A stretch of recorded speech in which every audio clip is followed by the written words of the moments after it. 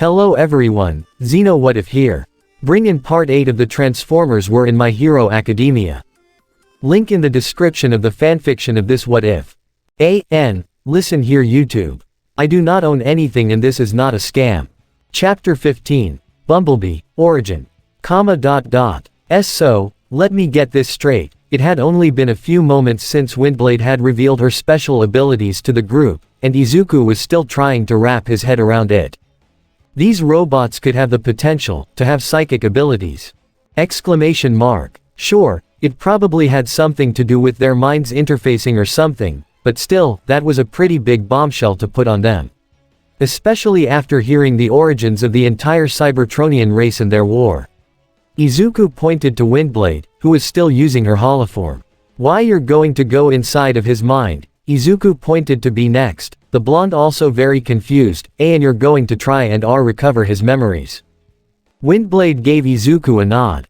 Yep, exactly that. And, you're able to do this directly. Kyoka followed up, wearing a curious expression. No strings attached. Indeed so. Windblade once again affirmed, though she did put a finger to her chin afterward. Well, I guess there's technically one string attached, but it's not the kind you guys might be thinking of. All of a sudden, the holoform known as Windy disappeared and then WHRRTSCHZZTSCHZZTSCHZZCHK. Windblade was now standing on both feet, her wings retracting into her body upon transformation before her back panel opened right up, making everyone even more baffled. May blinked a couple times before taking more notes. Robots have built-in backpacks. The femme reached her arm around and began feeling around in her storage compartment, wincing as she searched for her quandary. Let's see, I know I put it in her somewhere, aha. A smile came to Windblade's face as she suddenly pulled something out of her back compartment. It was a long, dark blue-ish cable that had two suction cup-shaped metal couplings on each end of it, and once again, the teens were still lost. Windblade. Momo piped up. What is that? And why does it look like a sewer snake? Kyoka added. I'm not sure what that is. Windblade said before presenting the cable to them. But this is a cortical psychic patch. I keep it on me in case things like this pop up. You see, my city-speaking abilities work best when I'm in a Cybertronian's mind, and this is what allows me to do so. Through this, I'm able to interact with my subject's mind and help them where needed. The teens all let out a slew of ahs at the device, interested to see how it actually worked. Wow, did you make it yourself? Momo wondered. At that moment, an awkward expression came to Windblade's face. No. The Decpedicons invented the technology. The reaction was almost immediate. What? Kyoka stared at Windblade in disbelief. You mean to tell me you're using a piece of con-tech? I know, I was told that it definitely wasn't a good idea many times. Windblade admitted. But while the cortical psychic patch does have its negative uses, mainly for cons to extract Autobot information from our minds, I also know that it has its positive uses as well. Windblade tapped her helm. Remember, I said I use this to help bots restore their memory cores, and I've done it on more than one occasion. Optimus was a bit reluctant to let me keep this one that I stole, but he did see the value in it, so he allowed it. But as a result, I'm the only Autobot allowed to use one of these. I see. Izuku muttered. Must be a pretty big burden to have. May raised her hand with an ear-to-ear grin, bouncing up and down all the while. Ooh. Can other bots who aren't city speakers use them, too? Windblade bobbed her head to one side. They can, but they can't interact with a bot's memory core directly. Whereas I can, and this allows me to help restore any bot's memories should they be corrupted. She craned her head down to the blonde holoform standing at her feet. If you would please. Bumblebee nodded and his holoform disappeared, the bot transforming back into his robot mode as well. Windblade presented the cortical psychic patch to him and said, this patch holds the key to your memory coming back. Are you up for it? Bumblebee's optics widened and a happy expression came to his face, his radio blaring out, gimme a hell yeah. Excellent. Windblade smiled before directing her attention over to the garage. However, we'll want to make sure that we're concealed for this.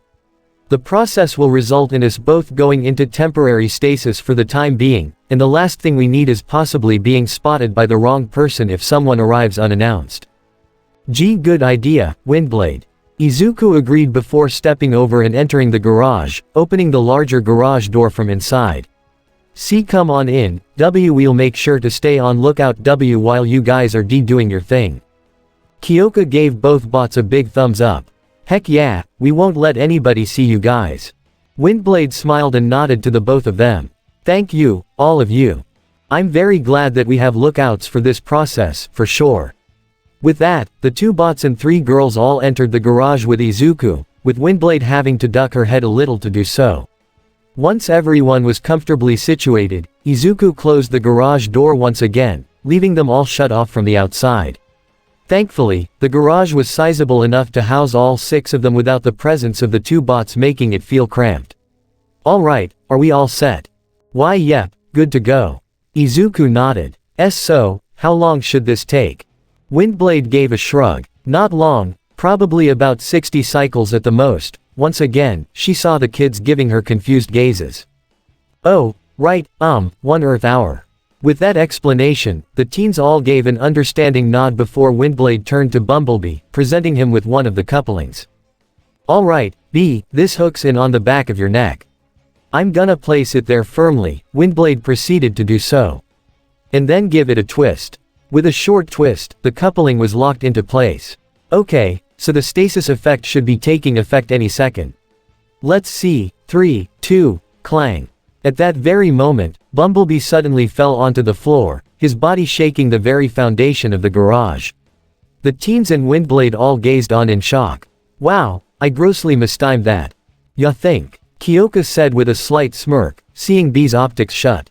He's sleeping like a baby now. Yep, and he's waiting for me. Windblade took in some air before locking the cortical psychic patch on the back of her own neck. Remember, 1 hour and we're out. Okay. Momo gave an affirming nod. Yes, of course. Good luck, Windblade. The city speaker smiled and gave a thumbs up before her optics started drooping, the femme lowering herself gently onto the ground as she slipped into stasis. Just as that happened, sections of the cortical psychic patch began to glow purple, the light flowing from Windblade to Bumblebee along the cable. Well, I guess that means the process has begun. May commented before setting her sights onto her friends. So, what do we do until they wake up? There was a short silence before Izuku piped up. Well, I did want to see what they've been reporting about the USJ attack. Maybe they'll have some updates on what happened. The girls all agreed with Izuku's suggestion, turning on the TV in the garage soon after to see if any new developments had occurred. Bumblebee's opened groggily and he let out a moan, feeling like he had just gotten hit by that Nomu at full force.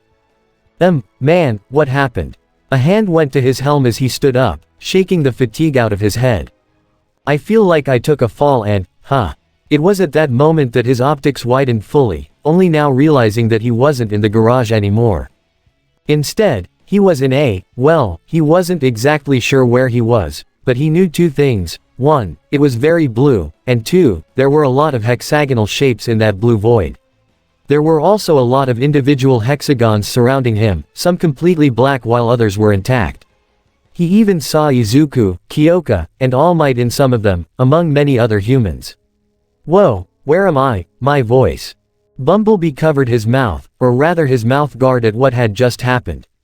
He talked. For the first time since coming back online, Bumblebee heard his own voice, and he had to admit, it sounded awesome.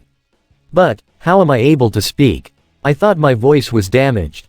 It is. Bumblebee let out a yelp and spun around on the platform he was on, only to see a light projection of Windblade floating directly next to him. Hi, B. Gah. Bumblebee tripped and fell back onto his rear, his optics wide as Windblade floated near him. Windblade. Are you a ghost? Windblade chuckled and shook her head. No, B, I'm not. I'm a city speaker, remember. That means I'm able to project my consciousness here. B nodded, recalling her words from before. Oh, I see. So, how am I able to talk, then? Well, talking and thinking are pretty much the same thing in here. The yellow mech blinked at that before coming to one conclusion, wait, we're inside my mind. Bingo. Windblade confirmed as she floated to one of the black hexagons, her irises furrowing at what she was seeing. And these cells are the pieces of your memory core. Wow, there seems to be a lot of damage here, too.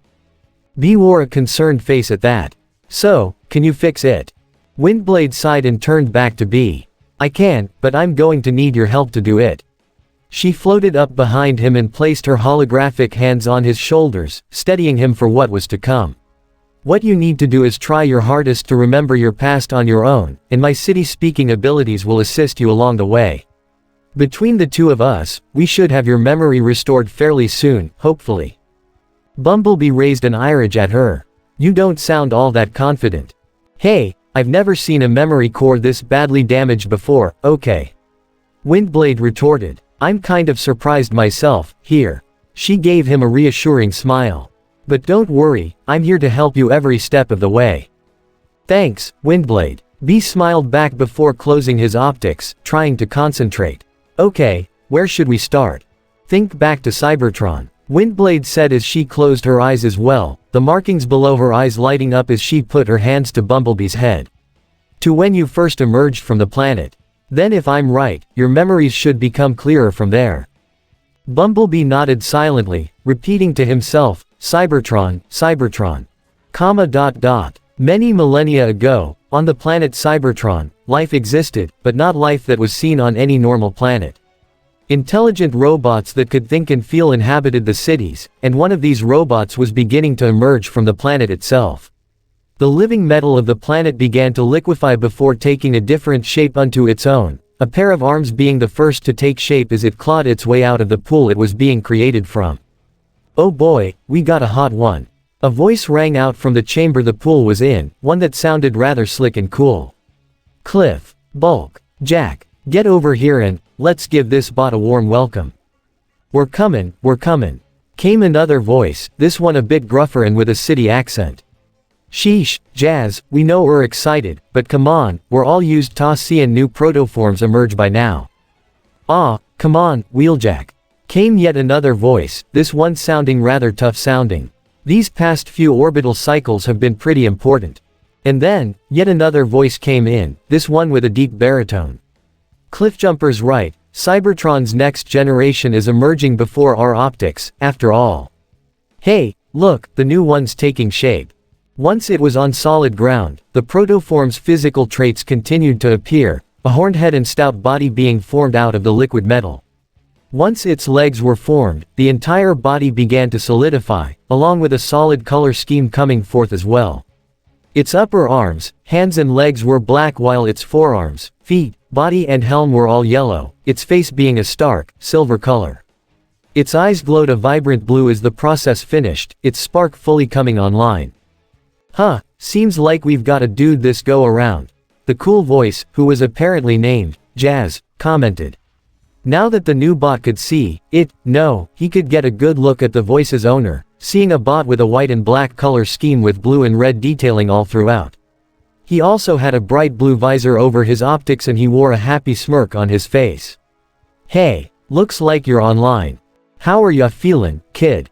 Came the baritone voice, which belonged to a big, green robot with a large chin. Where am I? The new bot asked. And, who am I? Hey, that's what they all ask when they first emerge. The gruff voice commented. The new bot craned his head around to see another white and black bot, this one with green and red detailing on him. He had a set of silver wings on his back, as well as a missile launcher on his right shoulder. His face didn't have a mouth, instead having two large lights on the sides of his head that glowed when he talked. Don't worry, kid, we'll get ya a designation before long. But first, it's time for the initiation. He. The yellow bot wasn't too sure about that last part. Initiation. However, the tough voice spoke up again.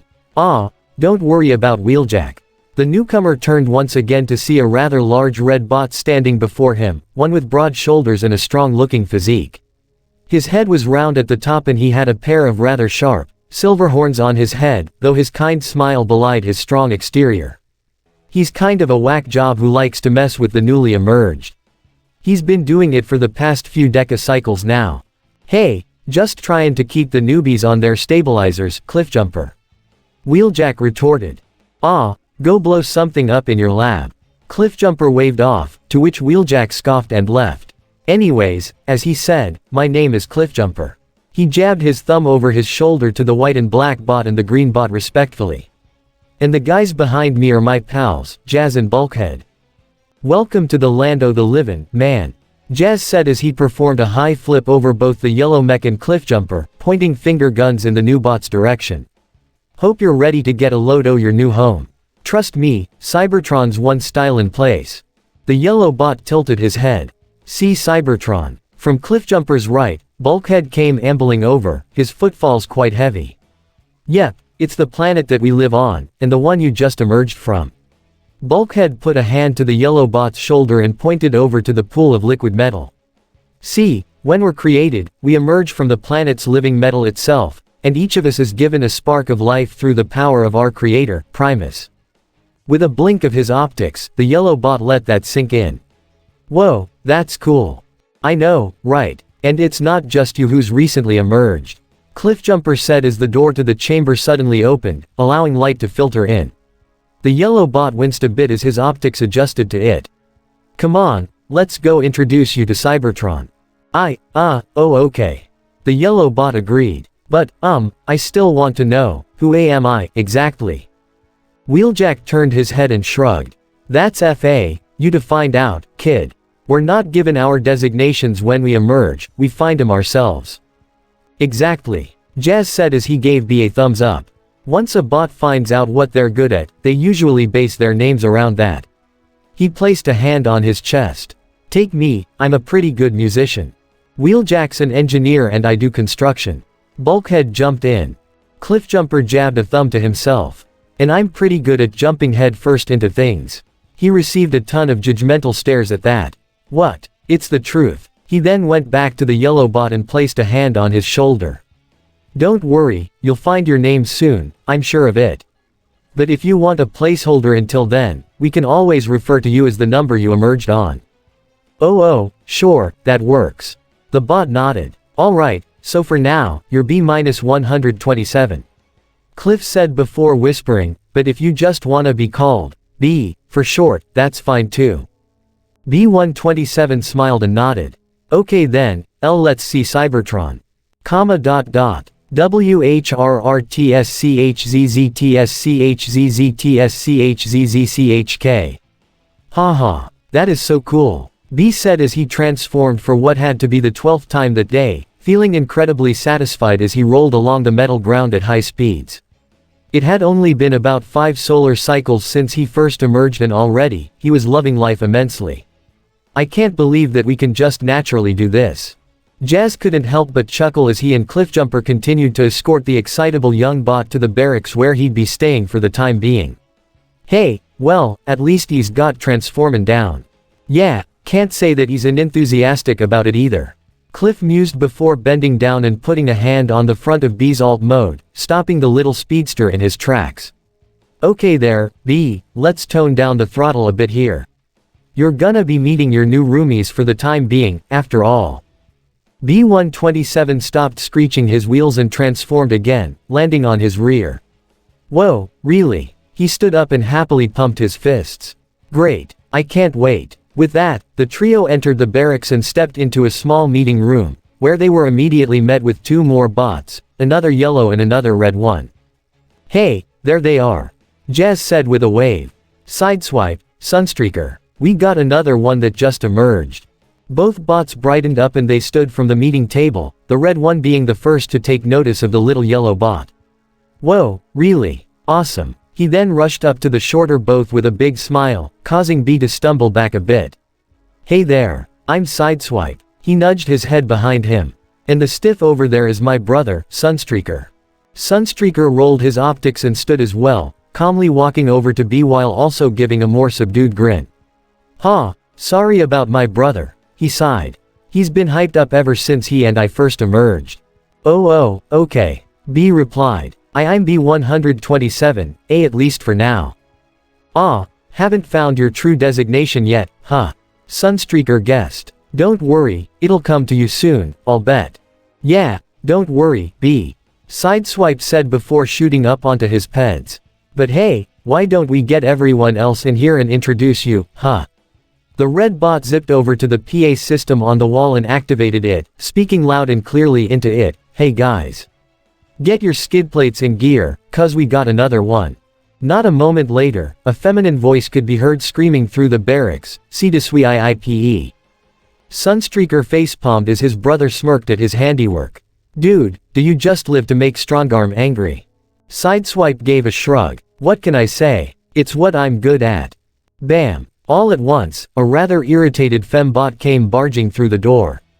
Her primary colors were blue and white with yellow detailing throughout, the most prominent bit of yellow being on her forehead chevron. She had door wings on her back and she was a bit on the buffer side, with broad shoulders and a strong frame. Her lips were as blue as her optics, and she was currently boring a hole through Sideswipe with her glare. What have I told you about using the PA system? Sideswipe rolled his eyes. Oh please, what authority do you have over me again, Strongarm? Oh, I don't know, that out of everyone here, I'm older than you. PFF'd, yeah, by about a decacycle, maybe. Sideswipe smirked and made a mouth motion with his hands.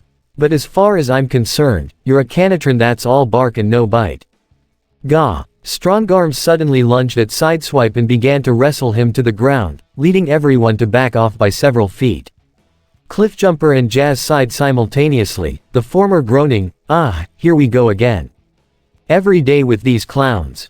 Jazz remarked. At that moment, though, another door opened and yet another bot stepped in, this one taller than all of the other bots. His head, arms and groin area were bright red and his torso was mainly orange with yellow flame details.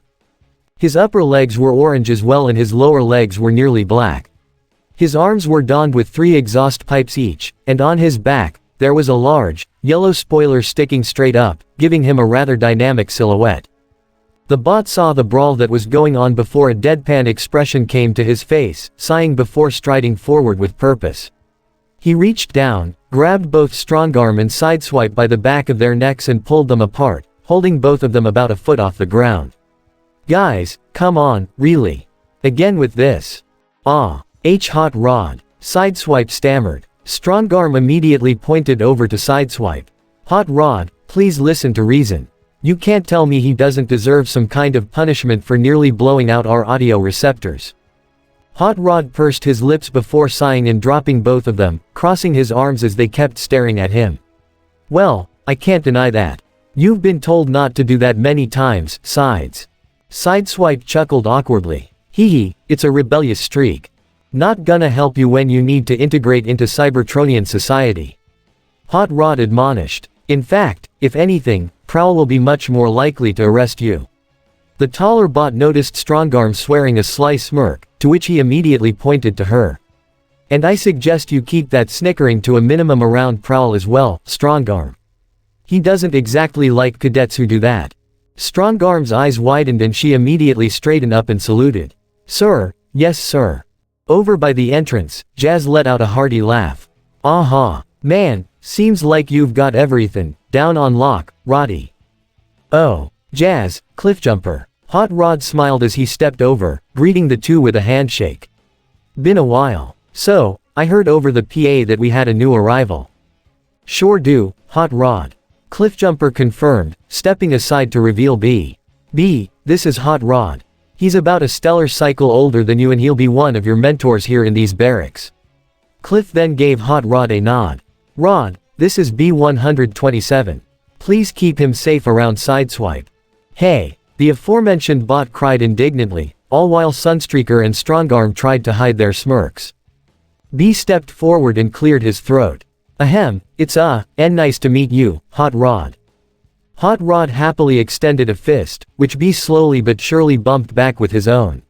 Same here, B. Good to have you aboard. We always have room for another in these barracks, after all. Just then, another door opened up on the other side of the room, and 2 more fembots came strolling out into the main room. Hey, speaking of, here comes your other mentor and another of your housemates. Yeah, and we're kind of annoyed. Said a red and black femme with blue detailing, her face stark white with red patterns under her eyes. Just what the heck was even going on in here? Don't worry, Windblade, Hot Rod got it handled. Sunstreaker assured, nudging his head over to the two troublemakers. He got them separated, again. Windblade sighed and shook her head. Well, I guess that's some good news. She directed her attention over to B, the little yellow bot staring up at her. Aha, and this must be the newbie, huh? What's your name, newly forged? B127, he answered. Though you can just call me, B, for short. I'll keep that in mind. My name's Windblade. The femme then gestured to the other lady bot to her right. And this is RC. She's a couple decacycles older than you, but I'm sure you'll get along. Hello there. B craned his head around at the sound of her voice, and was met with a sight that made his mouth hang open. The femme was a tall, slender, hot pink and white bot, with the front of her alt mode situated on her shoulders. Her face was a softer pink than the rest of her and her helm was round and white, with bun-shaped pieces on either side of her head. She smiled kindly down to B and greeted him, her voice so soothing that it made his nerves both calm down and skyrocket at the same time. It's nice to meet you, B. B immediately began to shudder a bit, his fear nearly taking hold. But he pulled through and managed to answer back. Nice to meet you too, ARC. He tapped his index finger's toe feather nervously. I look forward to getting to know everyone of YU. Strongarm grinned down to B as well. Likewise, B. And my apologies for not introducing myself sooner. I'm Strongarm. With that, all of the young bots began to congregate and talk amongst themselves, leaving the mentors to themselves. Hot Rod crossed his arms and eyed Windblade, nudging his head toward the group. So, think those guys will make it in Cybertronian society? It's kind of our job to make sure they do, so I hope so. Windblade reminded with a jab to the racer's shoulder, eliciting a laugh from him. The city speaker craned her head toward the group of newly forged and nodded. But yeah, I think they're gonna get on fairly well. B127 sighed to himself as he stepped out onto the roof of the barracks, glad to finally be out of that spat that was going on downstairs. It had been about several orbital cycles since he had joined his new friends at the barracks, and things had gone smoothly, aside from Sideswipe and Strongarm's constant fighting. That makes fight number 12, today. He groaned to himself as he sat down on the edge of the building, putting a hand to his forehead. It amazes me how many things they can argue about. Tell me about it. B's head shot up and snapped around, seeing RC exiting the doorway to the roof. Sorry for scaring you, B, she apologized quickly. I had to get out of that whole thing. The yellow mech exhaled and gave her a nod. Why yeah, I understand, RC. I'm pretty sure that Windblade's going to blow a gasket one of these days if those two keep fighting. Not a matter of, if, B. RC said with a sly grin. Only when. She stepped over and sat down next to him, making B tense up immediately. Besides, we all know that Windblade's last straw is this close to being had. Why you're alright about that. B stammered out before desperately trying to find anything to distract him from the fact that there was a really cute femme sitting next to him. Over the course of him living in the barracks, there were several things that were apparent to himself about himself now. 1. He hated Sideswipe and Strongarm's squabbles. 2. He knew he'd never touch Sunstreaker's polish and buffer ever again. And 3, and most importantly, he found himself to have the best chemistry with RC. Unfortunately, that was also a problem because it resulted in B's nerves being put to the test every day, and he still wasn't sure why. His gaze finally landed on something going on in the distance. Their barracks were located near the city of Yakin, and there, he could see several lights begin to shine up from the city and up into the sky. B could also hear the sound of several bots shouting and cheering from Yakin as well, leading him to only one conclusion. Whoa, guess we've got another big rally going on in the city. RC nodded in agreement. Yep, definitely seems so. Wonder what Megatronus is gonna say this time. Who knows? Another voice popped up from behind the two and they turned around again, seeing Hot Rod strolling up to them. He wore an unsure expression as he crossed his arms, staring out toward the city. All I know is that the speech that Orion wrote is probably gonna be good again.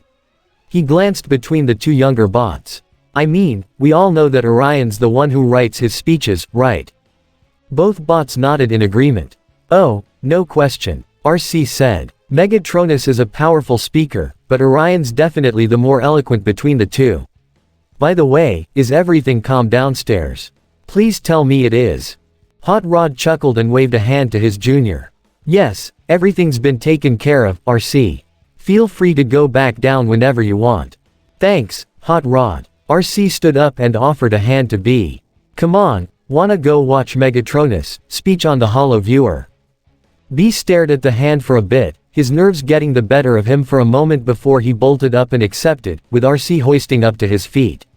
Why yeah, let's do it. Actually, if you don't mind, RC, Hot Rod jumped in, placing a hand on B's shoulder. I actually want to have a few words with B before he heads down.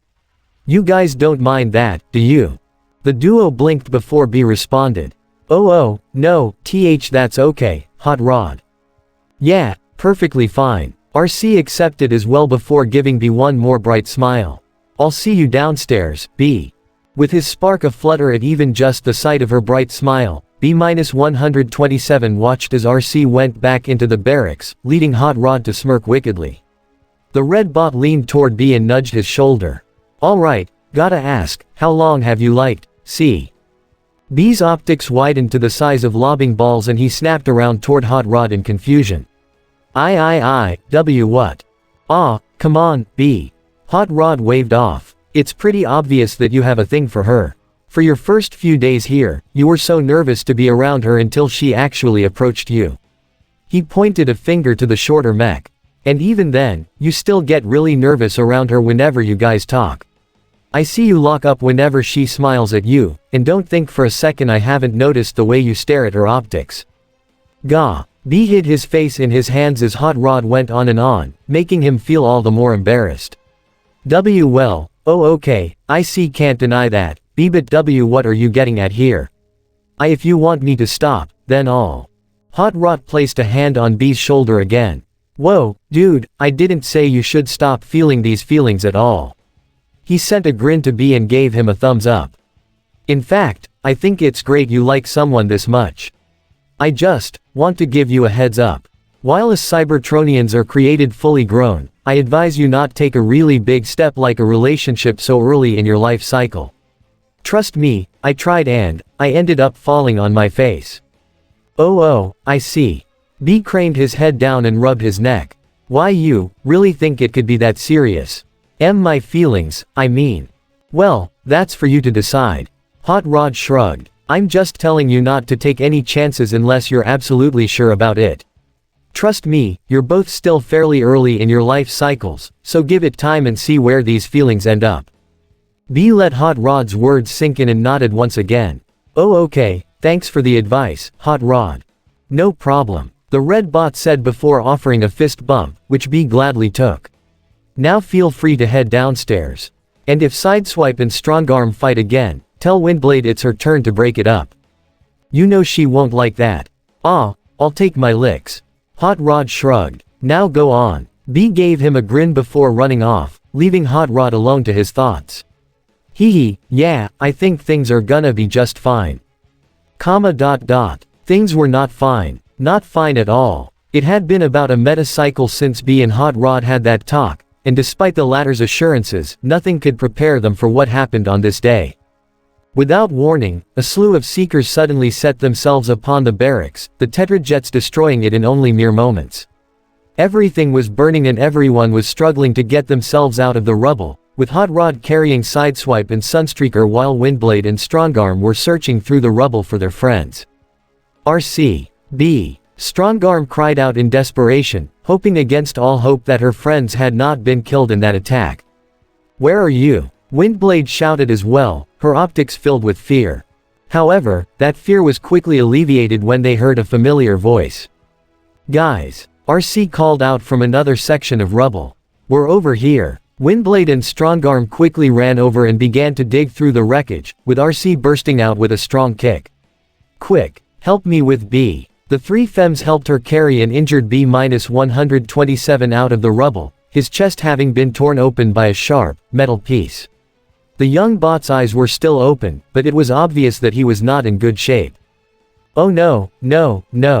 Windblade screeched before shouting, "Medic!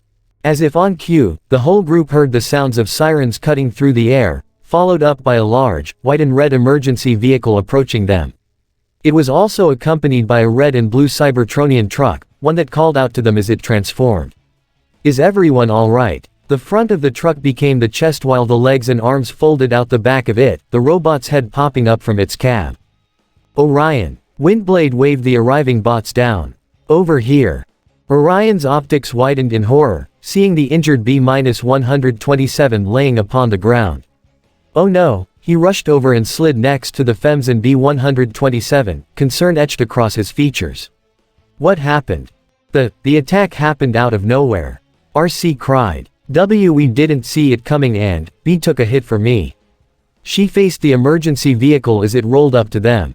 "Oh, red alert, thank Primus you've arrived." The emergency vehicle then transformed as well, its front end becoming the robot's chest while its windows situated themselves on his shoulders. Nearly the entire back end of the vehicle became a backpack for the bot as his blue limbs all folded out from underneath him, his equally blue head popping up from the roof of his alt mode.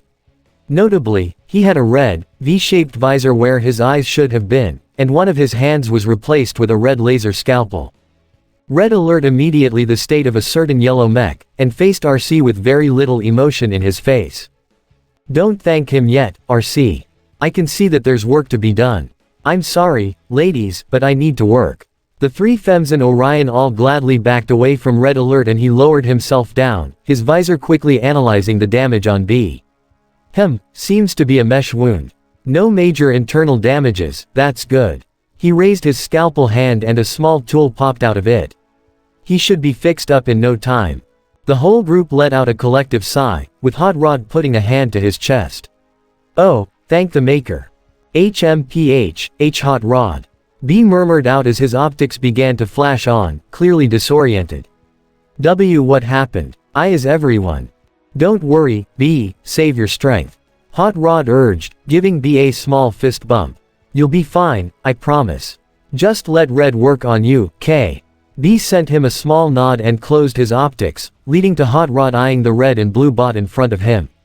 "Orion, what is going on, exactly?" Orion Pax pursed his lips and clenched his good hand. "Something that I was fearing would happen. Megatronus, no, Megatron has betrayed Cybertron. A couple thousand stellar cycles had passed after that event, and in that time, B, RC, Strongarm, Sideswipe and Sunstreaker had all gone from newly forged to battlefield veterans. They all knew right away that joining Orion Pax, or now, rather, Optimus Prime on the Autobots' side of the war was the right way to go. After all, freedom for all sentient beings sounded a whole lot better than peace through tyranny. Besides, Windblade and Hot Rod were also more than happy to join the Autobots' cause as well, along with Jazz, Cliffjumper, Bulkhead, Wheeljack, and many others. B and RC had taken up an affinity for espionage in particular, the duo finding that their respective skills complemented each other well. B was small and able to get into places that most other bots could go, making him a great scout. And RC had a photographic memory that would make any bot jealous, making her a perfect intelligence officer.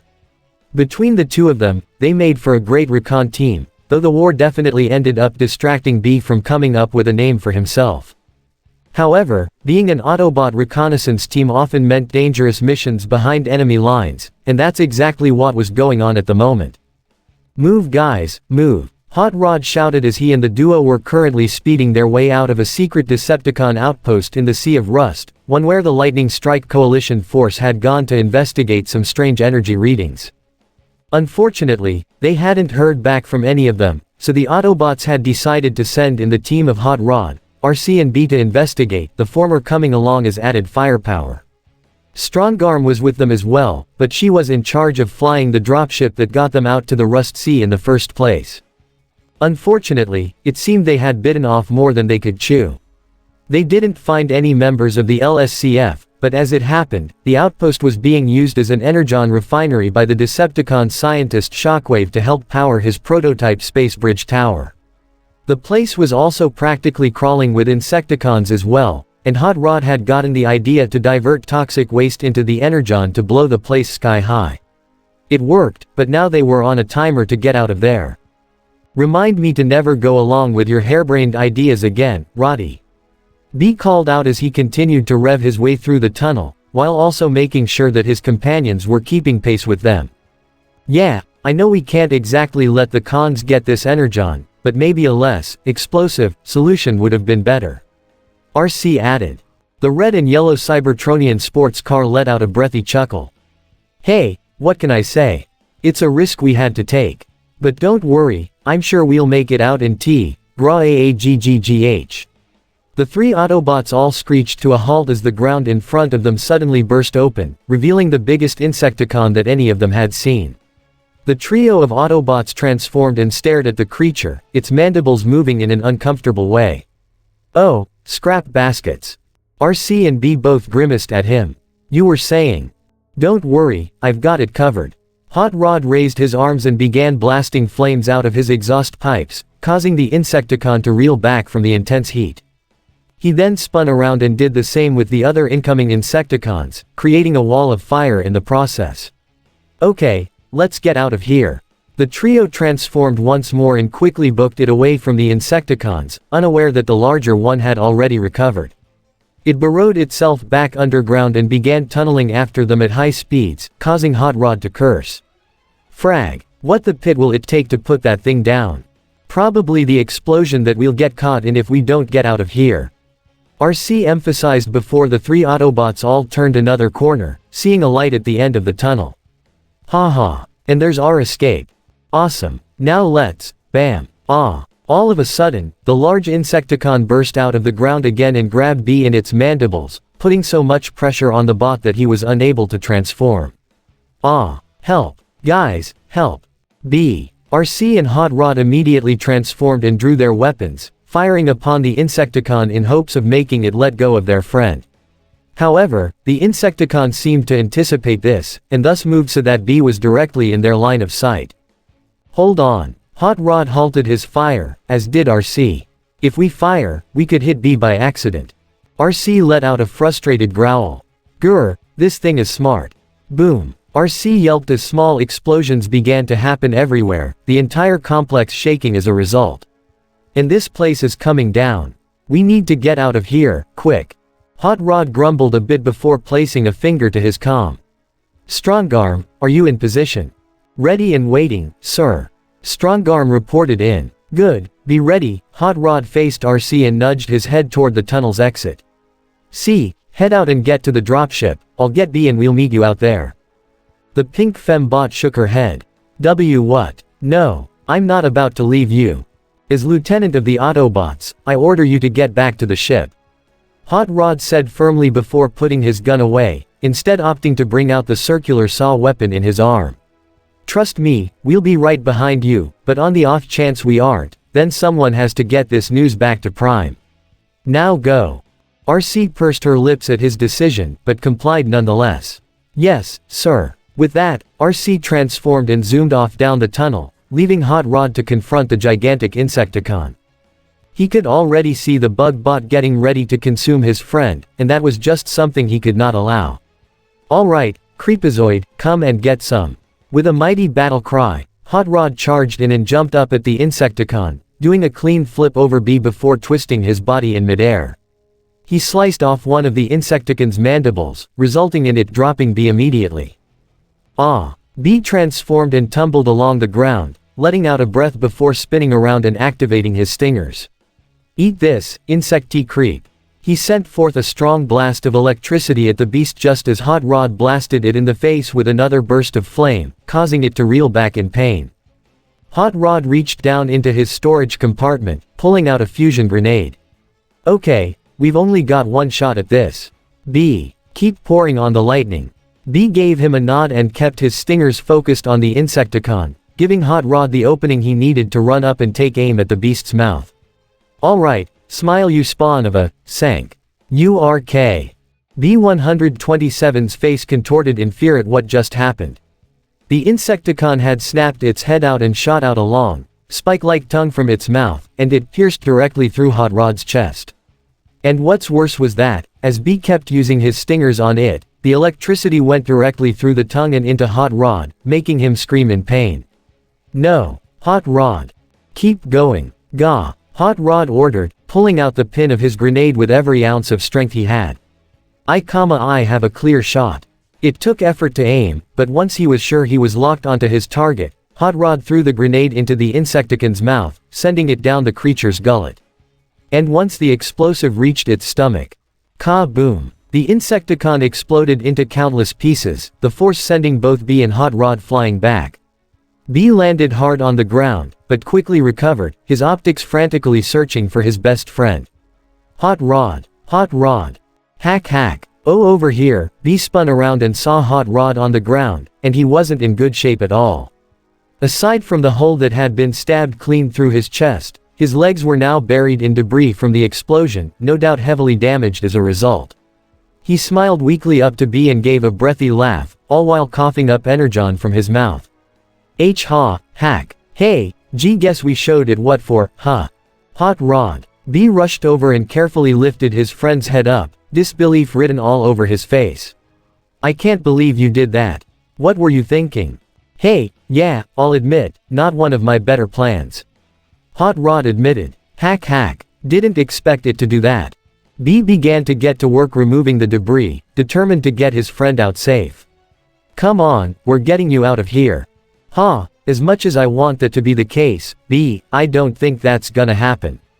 Hot Rod sent an apologetic face to Bee as he set his hand on the yellow mech's shoulder. All around them, more explosions kept happening, and Hot Rod was quick to point that out.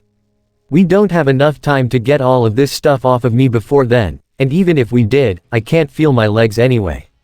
And, I'm already starting to feel weaker and weaker by the nanosecond. Bee's face was a mix of emotions at this point, sadness, anger, disbelief, and grief all at once. He couldn't believe what he was hearing. What? No. The Hot Rod I know would never give up at this point.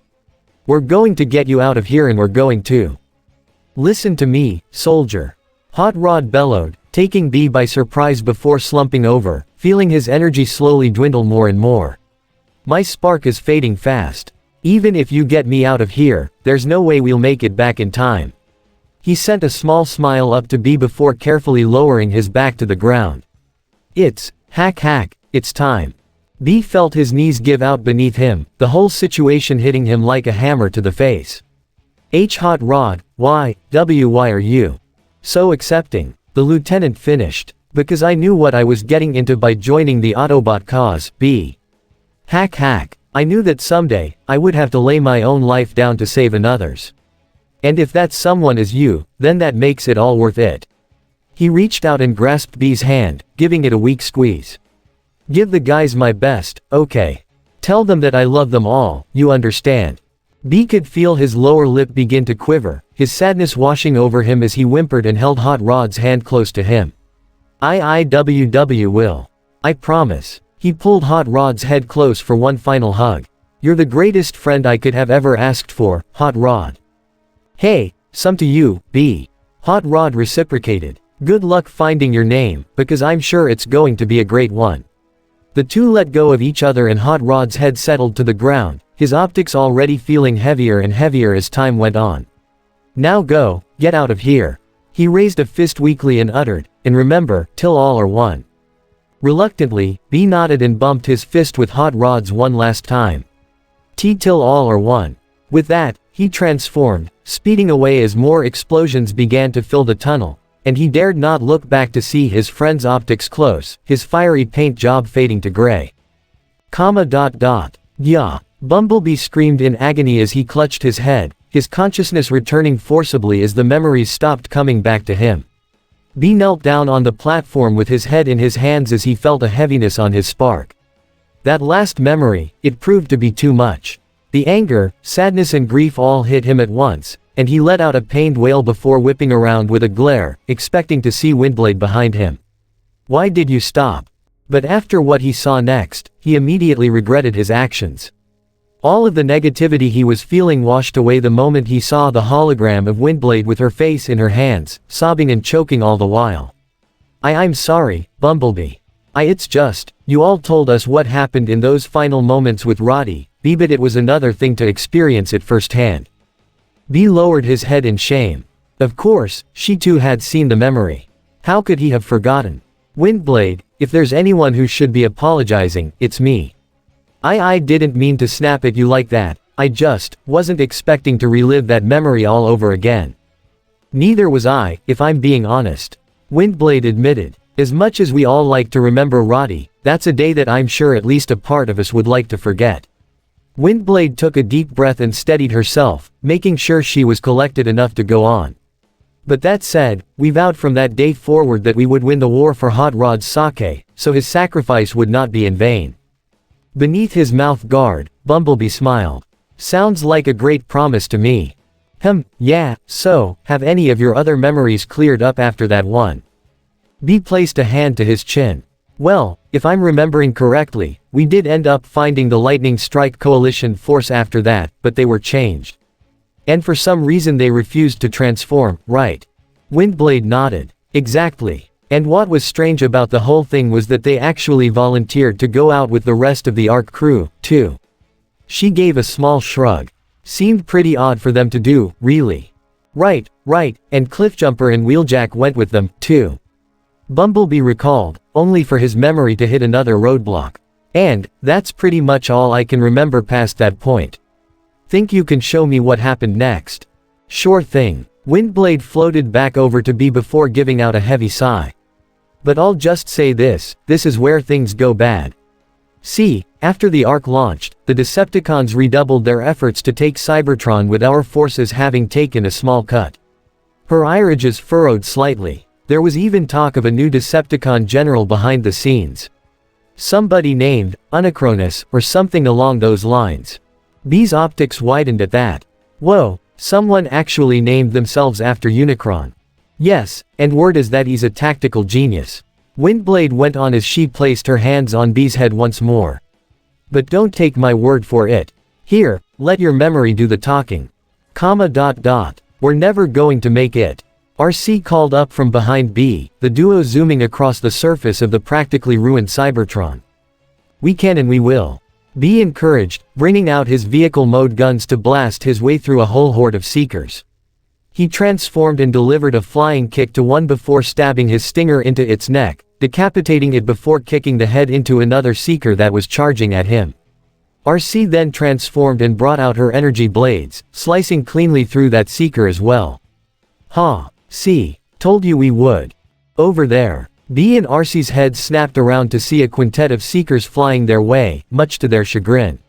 Finish them, blam. All of a sudden, 3 shots came blasting from behind the duo, taking down 3 Seekers as a result. RC and B spun right back around, and both of them smiled at what they saw next. Optimus. True to form, Optimus Prime came running up to them, blasting the Seekers out of the sky before performing a mighty leap, rolling along the ground as he landed. He came up and caught one charging Seeker by the throat, and bashing him head first on the ground. Prime stood up and locked his gaze with the 2 young bots. RC, B-127, are you both alright? We're fine, now that you're here. RC said with a thumbs up. Good. It seems that Unicronus has once again anticipated our next move. Optimus said with an edge of frustration in his voice. It would seem this might be our final stand. B nodded as he activated his stingers again, ready to get back in the fight. Maybe, but if we're going down, we might as well go down, oh scrap. B's optics widened as he pointed behind his fellow Autobots, fear clearly written on his face. Optimus. Optimus did an about-face, and he too felt a pang of fear go through him at what he saw. There, practically leaping into the battlefield, were Soundwave, Shockwave and Starscream, the 3 high-ranking Decepticons all glaring at them as they rallied their forces. Decepticons, Soundwave spoke in his monotone voice. Attack. RC eyed her partner with an irritated face. You were saying. Autobots, fall back. Optimus exclaimed as he started firing upon the incoming battalion, hoping that it would at least slow them down. Get to the tower. The others are waiting there. Bumblebee and RC knew which tower he was referring to, the Decagon, one of the last structures standing in the Autobot capital city of Yakan. It was the primary control center for planetary security, but it was also a last-ditch effort to flee the planet if need be. With a number of stasis pods situated on top of the tower, B and RC had a feeling they knew what was coming next. And their thoughts were confirmed the moment they and Optimus got to the top, seeing that there was a whole group of Autobots waiting for them. Among them were Jazz, Bulkhead, Red Alert, Sideswipe, Sunstreaker, Strongarm and finally, Windblade, the latter four all smiling in relief as they arrived. RC. Windblade shouted. Thank Primus you all made it back. Yeah, and, just in time, too. Jazz said as he jerked a thumb over to the stasis pods. 'Cause something's tellin' me it's time we got outta here. Jazz is correct. Optimus concurred. Everyone, get to the escape pods. The Ark and the other Autobots are somewhere out in the galaxy. We must reach them if we hope to survive. B-127 faced his leader with a shocked gaze, all while the others began to climb into their pods. What? But Optimus, this is our home. Aren't we going to fight for it? Suddenly, the sound of jet engines met their audio receptors, causing them all to look up and see a swarm of seekers flying overhead. Frag. Indeed. We will fight on, B-127, but we must find the Ark first. It is the only way we will be able to stand a chance against the Decepticons. Optimus explained. Fortunately, I have an idea of where it might be. He raised his arm and activated a holographic universal map, with a small blip appearing on it. There is a small planetoid where the Ark's signal was last detected. With any luck, that will be where it is. He placed a hand on B's shoulder. My friend, you will travel there, establish a base, and then send out a signal for the rest of us to find you. However, RC quickly raised her hand. I have a few problems with this. You're sending him to the planet alone. Couldn't I at least go with him? Yeah, I have to agree, Optimus. Windblade jumped in. Wouldn't it be a bit risky sending B there alone? It would be even more of a risk if more of us went with him, I'm afraid. Optimus shook his head as he set his sights onto RC. I apologize, RC, but if the Decepticons see that more than one pod is headed in the planet's direction, they will surely find out what we are planning. Worry not, if all goes to plan, then you two shouldn't be separated for very long. RC. The pink femme faced her partner, seeing that he was wearing a serious expression. As much as I hate to admit it, Prime's right. If the cons see you flying away with me, there's a greater chance they could follow us. And if they end up hurting you, or worse, as a result, I wouldn't be able to live with myself. He reached out and grasped RC's hand, their optics locking as B gave her a nod. I'll be safe, I promise. RC pursed her lips in frustration, but knew that what they were saying was true. She let out a sigh and lowered her head slightly. Okay, I trust you. At that moment, she pulled B into a hug, one that the yellow mech definitely was not expecting. Make sure to stay safe out there, okay, B. I will. B managed to answer, all while feeling his spark send a tingling sensation all throughout him. You can bet on that. You'd better hope so. Windblade interjected. Because if you end up dead, I'm gonna drag you back from the well of all sparks so I can reprimand you. Let us hope it doesn't come to that. Optimus gave the three of them a nod. Now get going, soldiers. I'll buy you all some time. With that, B, RC and Windblade made their way to their own escape pods, with Optimus staying behind to fend off the Decepticon forces. The last thing that B-127 saw before slipping into stasis was the sight of Optimus making a big leap off the Decagon as it fell, catching a ride on a Seeker in the process. Crash. The next thing B-127 knew, his optics were wide open and he felt his internal systems come back online. He knew his pod had to have crashed given the smoke, but he expected that. B pulled himself free from the pod and stood up to his full height, only to be met with a rather surprising sight. It was the scene of the crash, and there were small fires burning everywhere. But what got his attention most were the creatures that were strewn out all over the place on the ground. They appeared to be organic in nature, all of them wearing some sort of black, heavy armor on them. One of them, a male organic with the name, Burns, printed on his uniform, was staring right back at him, and it was obvious he was shocked at what he saw. Hey, they're over there. B's head snapped around and his faceplate and visor activated, seeing that, in the distance, even more organics were coming to the scene, and they were all in heavy-duty military vehicles. Perfect. B thought to himself as he scanned a compatible form, an angular vehicle that had the word, Jeep, imprinted on its front bumper. With that, Bumblebee ran off, glancing behind him to Burns once more before running off. However, not a moment later, the organics were in hot pursuit, which forced him to transform into the Jeep. WHRRTSCHZZTSCHZZTSCHZZCHK. Now that he was on all four tires, B pulled ahead of the pack, only to them feel a sharp pain shoot through him. Gah! B cried out as a harpoon from one of the military vehicles stuck into him, just as he was about to make a turn. This caused him to flip over, hitting a tree stump before transforming back into robot mode. He continued on foot, running as fast as he could as more organics, armed with rifles, began to fire upon him. He managed to bob and weave as best as he could, avoiding one shell that made a whole tree explode. Well, desperate times, B activated one of his stingers and sliced through a couple trees, cutting the organics off from following him any further, at least he hoped. He pulled the harpoon out of his pectoral before moving his optics up, only to be met with a sight he wasn't hoping to see. He had arrived on an abandoned mining facility, and he could hear the organics vehicles coming his way. Oh no! B turned just in time to see another vehicle rushing up to him, the organic on top of it firing at him with its gun emplacement. He tried gunning it for the mine, only for yet another vehicle to ram into him. Before he knew it, he was surrounded on all sides by the military personnel, and from one of the vehicles, he could see Burns manning a harpoon. Unfortunately, he had another problem, a flashing indicator in his visor saying that his core systems were damaged. I need to make nice with these people really quick or I don't stand a chance. He stood up and retracted his visor, raising a hand slowly as he began to speak. Please, B saw Burns' face soften up a bit as he continued. This is a mistake. Burns raised his hand to his forces and ordered, stay cool, hold your fire. I don't want to hurt anyone.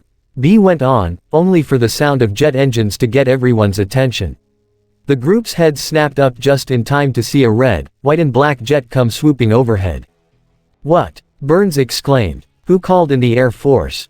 But the moment B saw the jet come swooping back around with missiles coming out of its wings, he knew that probably wasn't one of their allies. The missiles had Decepticon symbols on them. That's not the Air Force. The jet closed in and B told the soldiers, run, before all hell broke loose. The incoming jet fired upon B and the soldiers, causing the smaller organics to scatter while the vehicles blew up, sending B into one of the buildings in the process. B was able to free himself just in time for the jet to loop back around, and transform into the seeker that he recognized as Redwing. Redwing careened into B and grabbed him by his chest, slamming him into the mountainside. Did you think you could hide? The seeker bellowed before B kicked him upside the head, freeing himself before he grabbed a piece of debris to hit him with. Unfortunately, Redwing proved to be stronger and he batted the rubble away, smacking B away before pointing his arm-mounted gun at the bot. Now you'll die screaming, just like your friend. Ah. Before Redwing could fire, B tackled him to the ground, rolling away before activating his stinger to attack him again. But then Redwing dodged that attack as well, boosting himself up in the air with his jets before grabbing B again and bringing him up to a high ridge on the mountain, all while making sure to rake B's back against the cliff at the same time. However, B wasn't about to go down like that, managing to swing himself over onto Redwing's back before activating his stinger. Tell me if this hurts. With that yell, B plunged his stinger into Redwing's back multiple times, shocking the seeker while also taking out his jets at the same time. The two crashed into the mountainside and B managed to land on his feet, but then, so did Redwing. The red Decepticon took aim with his arm-mounted gun and began firing purple laser blasts at B, which forced him to back up to the edge. B was about to slip off, when Redwing caught him and brought him in close. Tell me where your friends are hiding. I'll never talk, B retorted. Is that right? Redwing's hand suddenly retracted into his arm and a large spike took its place, making B's eyes widened in horror. Then let's make it official. With that, Redwing plunged the spike into B's throat and ripped out his vocal processor, making B scream in agony until he literally couldn't anymore. Time to take a fall, bug. On that last word, Redwing dropped B, sending him tumbling all the way down to the ground. Once he made it there, though, after a rather painful landing, Redwing came down and grabbed him again. B-127, as a member of the Autobot Resistance, you are a traitor to Cybertron. That made B clench his fist in ire as Redwing continued. And you are hereby sentenced to death. At that moment, B snapped his head up and ripped open one of Redwing's wrist compartments, revealing even more missiles. He took one off and stuck it in Redwing's chest before kicking him in the gut, allowing him to get away far enough for him to activate his stinger. No, Redwing pleaded, but B ignored him. No. With one last electrical blast from his stinger, B made the missile explode, taking Redwing with it. Unfortunately, B himself was caught in the same explosion, and with all of the damage that he had taken up to that point, he could feel himself start to fade into stasis fast. And what was worse was, his memory cells were beginning to fail as well. Slowly but surely, B began to limp away from the scene as far as he could, finding himself on the shore of a body of water not too far from a campsite. There, he saw a small family of organic beings having fun, and their little car behind them looked to him like the perfect disguise. If he was going to slip into stasis, he might as well do it while wearing something to disguise himself. B scanned the small, roundish vehicle before his vision failed him, his memory beginning to slip away.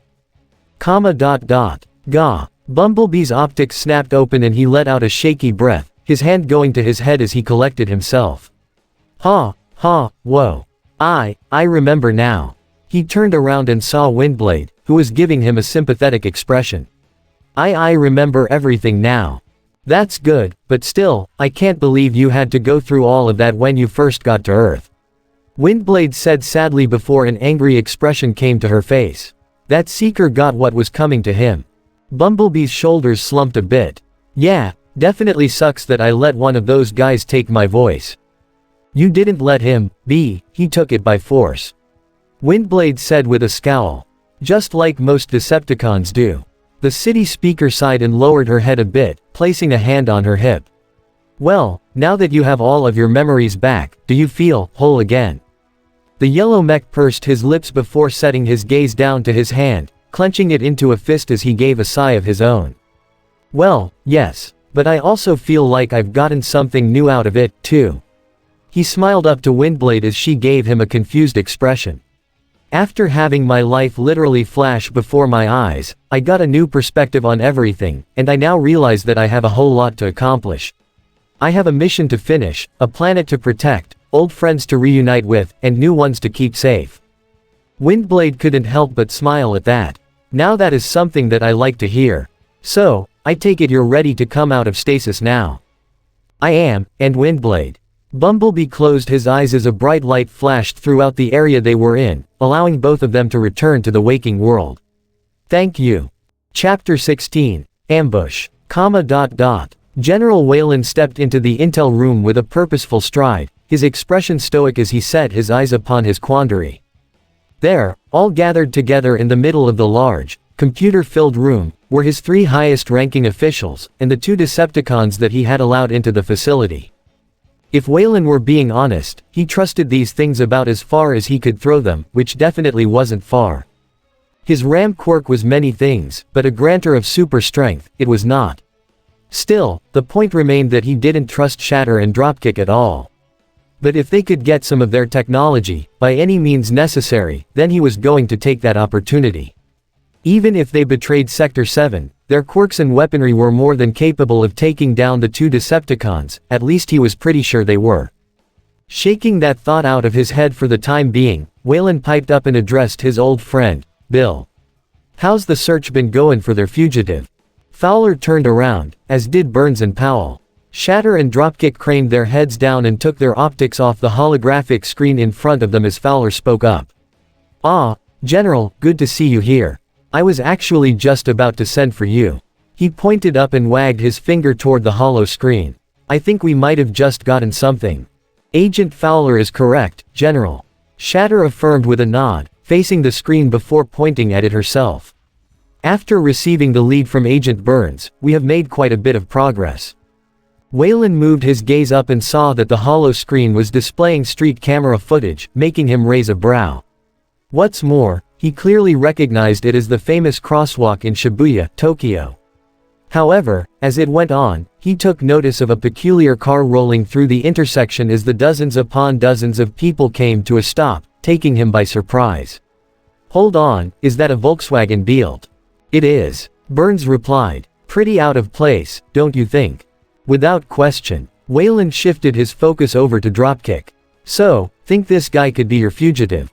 HMPH, more than likely. Dropkick grumbled, grimacing at the fact that he had to make peaceful conversation with an organic. Cybertronians usually disguise themselves to blend in with alien environments. But if that disguise sticks out like a rusty bolt. Wayland folded his arms. Then it's a lost cause, gotcha. The general glanced over to Fowler in curiosity. So, were you able to keep track of this bug? We did, and I think you're gonna be pretty interested with what we found. Once Fowler said that, Shatter switched to a different street camera, though this one was over near the train station. This made Wayland's eyes widen. Whoa, wait a minute, we're in Shibuya now. Apparently so, Shatter noted as her irises furrowed. It appears that B-127 had people to pick up. On the screen, the Beetle's doors opened up and out stepped two young people. A young man with tousled hair and freckles, and a girl with short, straight hair and earphone jacks hanging down from her earlobes. The two stepped forward to greet two more ladies, a young woman with a large, black ponytail and another one with hair styled into dreads and eyes that appeared to have scope lenses in them instead of pupils.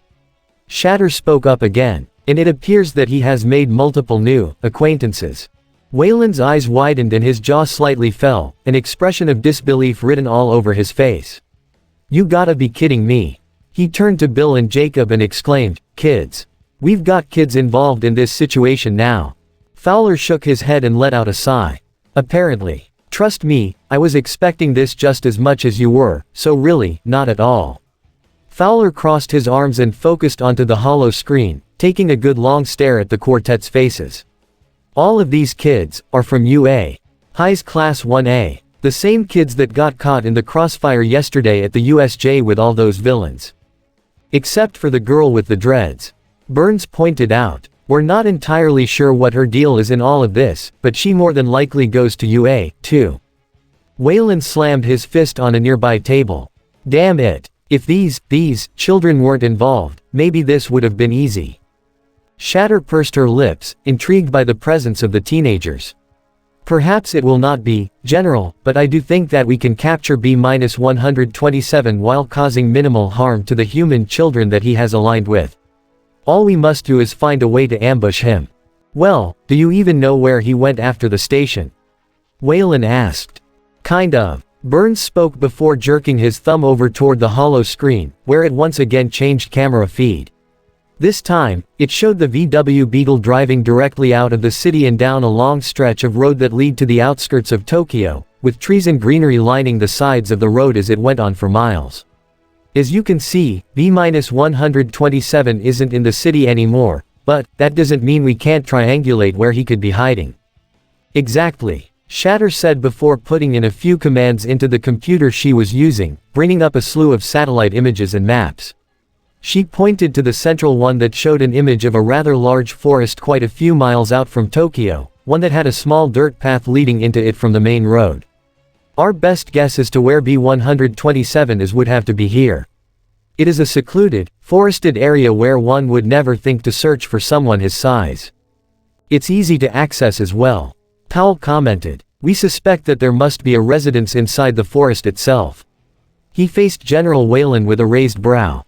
And if that's where they're hiding, it shouldn't be too much of a problem to get in there. So, what are your orders, sir? Wayland pursed his lips as he felt Shatter and Dropkick's optics land on him, waiting for his answer. Send in Unit E and surround the house. Make sure our best quirk users are in the front and if necessary, bring the taser guns. He lifted his head up toward the two Decepticons. And if B-127 should escape our men, we'll be there to intercept.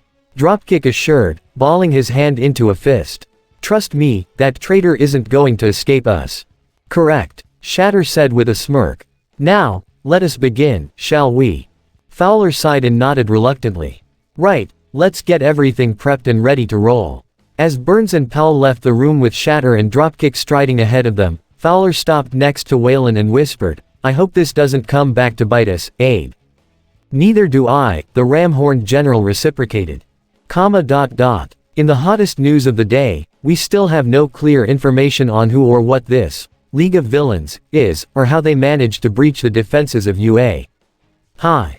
That was a line that Izuku and the girls had been hearing quite a few times over the course of the hour that Bumblebee and Windblade had been in stasis, the quartet having turned on the television to pass the time. They had turned on the news, expecting it to be chock full of what they had experienced yesterday at the USJ.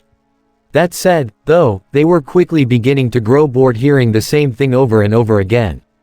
Still, we do know that their motives were clear. The newswoman continued, to kill All Might by any means necessary, including putting the lives of the next generation of heroes in jeopardy. Thankfully, the symbol of peace was able to arrive in time to save the day, and amazingly, the students all survived with only minor injuries. Her expression became dour soon after. Unfortunately, 2 other teachers at the school, the Space Hero, 13 and the Erasure Hero, Eraserhead, were critically injured during the attack. Thankfully, they're expected to make a full recovery. There has been no news if this attack will affect the annual UA Sports Festival at this time. Kyoka couldn't help but deadpan at that. Oh sure, because the first thing I'm worried about is if we'll get to compete in a sports event after all the crap we've been put through. Momo turned to her new friend with a shrug. Well, you have to admit that the sports festival is a very big deal, Kyoka. It'll give us the chance to show what we can do to proper pro heroes, as well as potentially land us some workplace training with them. At that moment, Mei suddenly popped up between the two of them, causing both girls to yelp and jump in their seats. Exactly right, ladies. She wrapped her arms around both girls' shoulders and wore a very eager face as she jittered with excitement. And what's even better is that there'll be investors there as well, ones who'll be on the lookout for the hottest support tech that the support course can create. Her eyes shined as she gave out a giggle. Hee hee. And with my babies, I'm sure that I'm gonna dazzle the judges until their butts are pulled right out of their seats. Izuku couldn't help but chuckle at Mei's enthusiasm, though he could also feel a bit of sweat on his brow seeing Kyoka and Momo both staring at the Pinkett in shock. Hee hee, well, I'm sure that you'll all really impress them, Hatsume. After all, your inventions really got us out of a pretty tight jam yesterday. Yeah, no kidding. Kyoka agreed as she collected herself and smiled at Mei as well. I'm sure you'll get plenty of attention from them, no doubt. Oh, I plan to. Mei grinned ear to ear with determination in her gaze, balling her fists and raising them up high. In the weeks leading up to the sports festival, I'm gonna be inventing new babies left and right so I can use them all there. You'll see. You'll all see. Ah ha ha ha. That is if the sports festival does happen. Momo reminded. As much as I also would like to take this opportunity, we also have to keep in mind that it could be cancelled. Everyone became slightly deflated at that, leading Izuku to look down at his hand. He clenched it into a fist and like that, he was in his own thoughts again.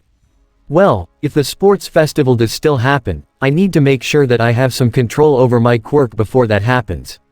I can't go into the festival with an unusable quirk, that's unrealistic. If I'm going to impress the pros, then I need to make sure that I don't break my bones, or humiliate myself, or humiliate others by humiliating myself, jab. Yeah. Izuku, you're muttering again. Kyoka said as she pulled her jack back with a smirk. You might wanna stop before you're lost to us forever. Izuku sighed and smacked his forehead. Curse my muttering. He shook his head and grinned over to his friend. Hee hee, thanks, Kyoka. Guess I was saying my thoughts out loud again. It was then that he tuned around, facing Bumblebee and Windblade who were still both lying on the floor. Speaking of thoughts, it's been a bit over an hour, should we be worried? I'd like to think not. Momo said as she crossed her arms, the rest of the group putting their eyes onto the Autobot duo as well. I'm sure Windblade knows what she's doing in there, perhaps Bumblebee's mind was worse off than we all thought. That's definitely a possibility. Mei agreed. Considering that he's been offline for over 300 years, whatever happened to him must have been pretty bad if it both wiped his memory clean and put him into stasis. Kyoka sighed as well and stood up from her seat. Well, I guess the most we can do is trust Windblade to wait. Kyoka's eyes widened and her jacks perked up, her gaze darting over toward a nearby window. Something's coming. What? Izuku asked as everyone stood up as well. Kyoka, what do you mean? VRRRRM. Everyone felt a chill go through them at the sound that graced their ears. It was an engine, and it sounded both loud and close. The four teens rushed over to the nearest window, peeking through the blinds to see not one, not two, but 6 heavy-duty military vehicles all coming down the forest path, all of them armed with roof-mounted gun emplacements. "Oh no. Are you fucking kidding me?" Kyoka whispered harshly. "How the hell did they find us?" I didn't tell anyone, I swear." Momo raised her hand. Mei shook her head vehemently. "Neither did I." Kyoka pursed her lips and shook her head. "I wasn't accusing you of anything, gals. Trust me, I know you didn't do anything." She glanced over to Izuku and asked, "What do we do, Green Bean?" I don't know." Izuku glanced down to his phone and saw that he had no bars, making him curse. "Crap, and no signal. And the only other phone is inside the house. We can't call All Might from here. Shit, and what's worse is that Windblade and Br. MMHM, the teens let out a gasp as they heard a humming from behind them, causing them all to spin around and see Windblade starting to stir. Her optics blinked open and she reached to the back of her head, pulling out the cortical psychic patch from her neck. Following that, Bumblebee let out a low buzz and his optics opened as well, leading him to remove his own coupling as well. Well, that was quite the experience. Windblade, the teens all exclaimed, causing both bots to stumble slightly in shock. "Oh, thank God you're awake," Kyoka said in relief. "We've got a major problem." Mei added. Whoa, slow down, kids." Windblade urged, lifting her hands in reassurance. What's going on?" Momo pointed to the window. "Take a look for yourself. Trust me, it's not good." Windblade crawled forward and pulled the blinds back, peeking out the window just in time to see a whole bunch of military personnel come piling out of their vehicles, and all of them appeared to be armed and ready for anything. "Oh, Primus, this is bad." She craned her head back around and locked optics with Bumblebee. "And to think we just got your memory all sorted out, too." The four teens all shifted their focus to be with slight smiles on their faces. "Whoa, so, you remember everything, B?" Kyoka asked, to which Bumblebee buzzed and gave a nod, along with a thumbs up.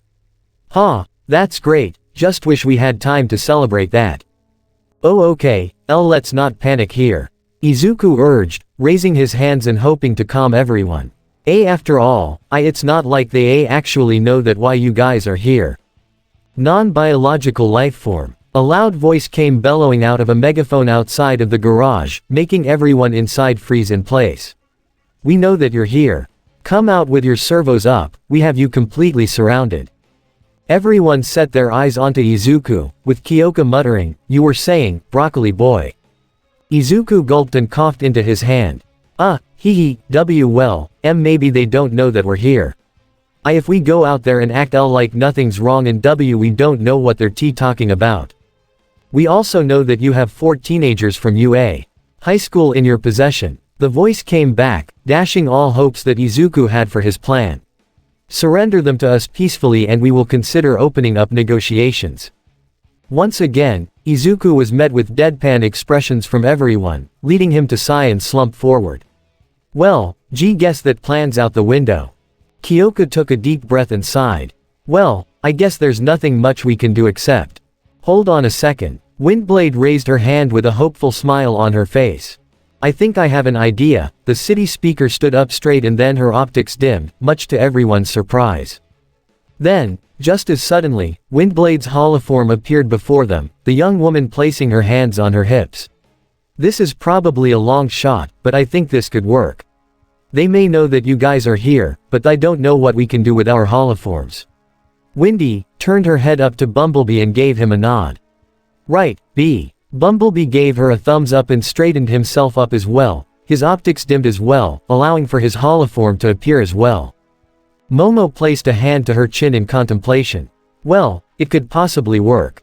B, but don't you think it's risky to just leave your robot forms in here?" Windblade furrowed her brows a bit and nodded back.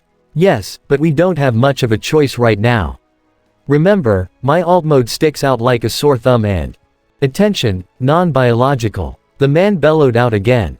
"You have 2 minutes to comply with our demands before we come in there ourselves. Again, surrender peacefully and we will consider negotiations." "Okay, we don't have time to discuss this, we need to go now." Windblade urged, ushering everyone to come with her.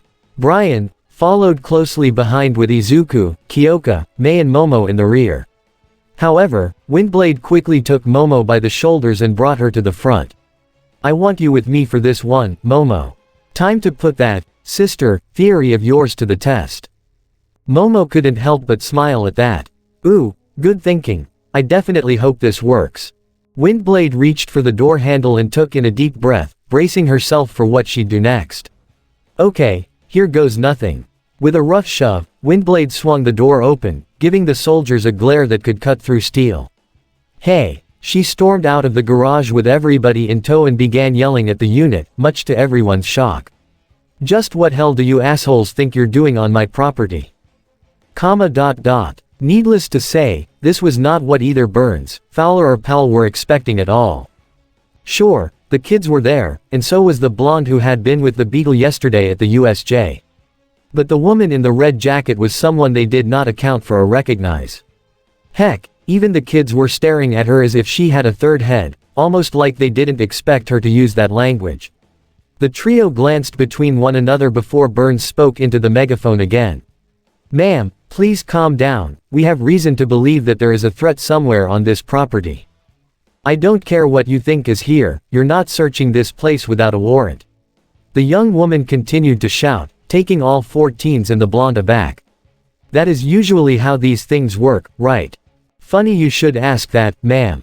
Fowler stepped up and presented a sheet of paper to her, one that made the woman's eyes widen. This is official documentation saying that we do have permission to search this property. I apologize, but this is an important government matter. Fowler glanced over to the blonde and the 4 teens, all of whom shrunk back under his gaze. And it involves those 5 over there. The woman shifted her attention between Fowler and the others before furrowing her brow back at him.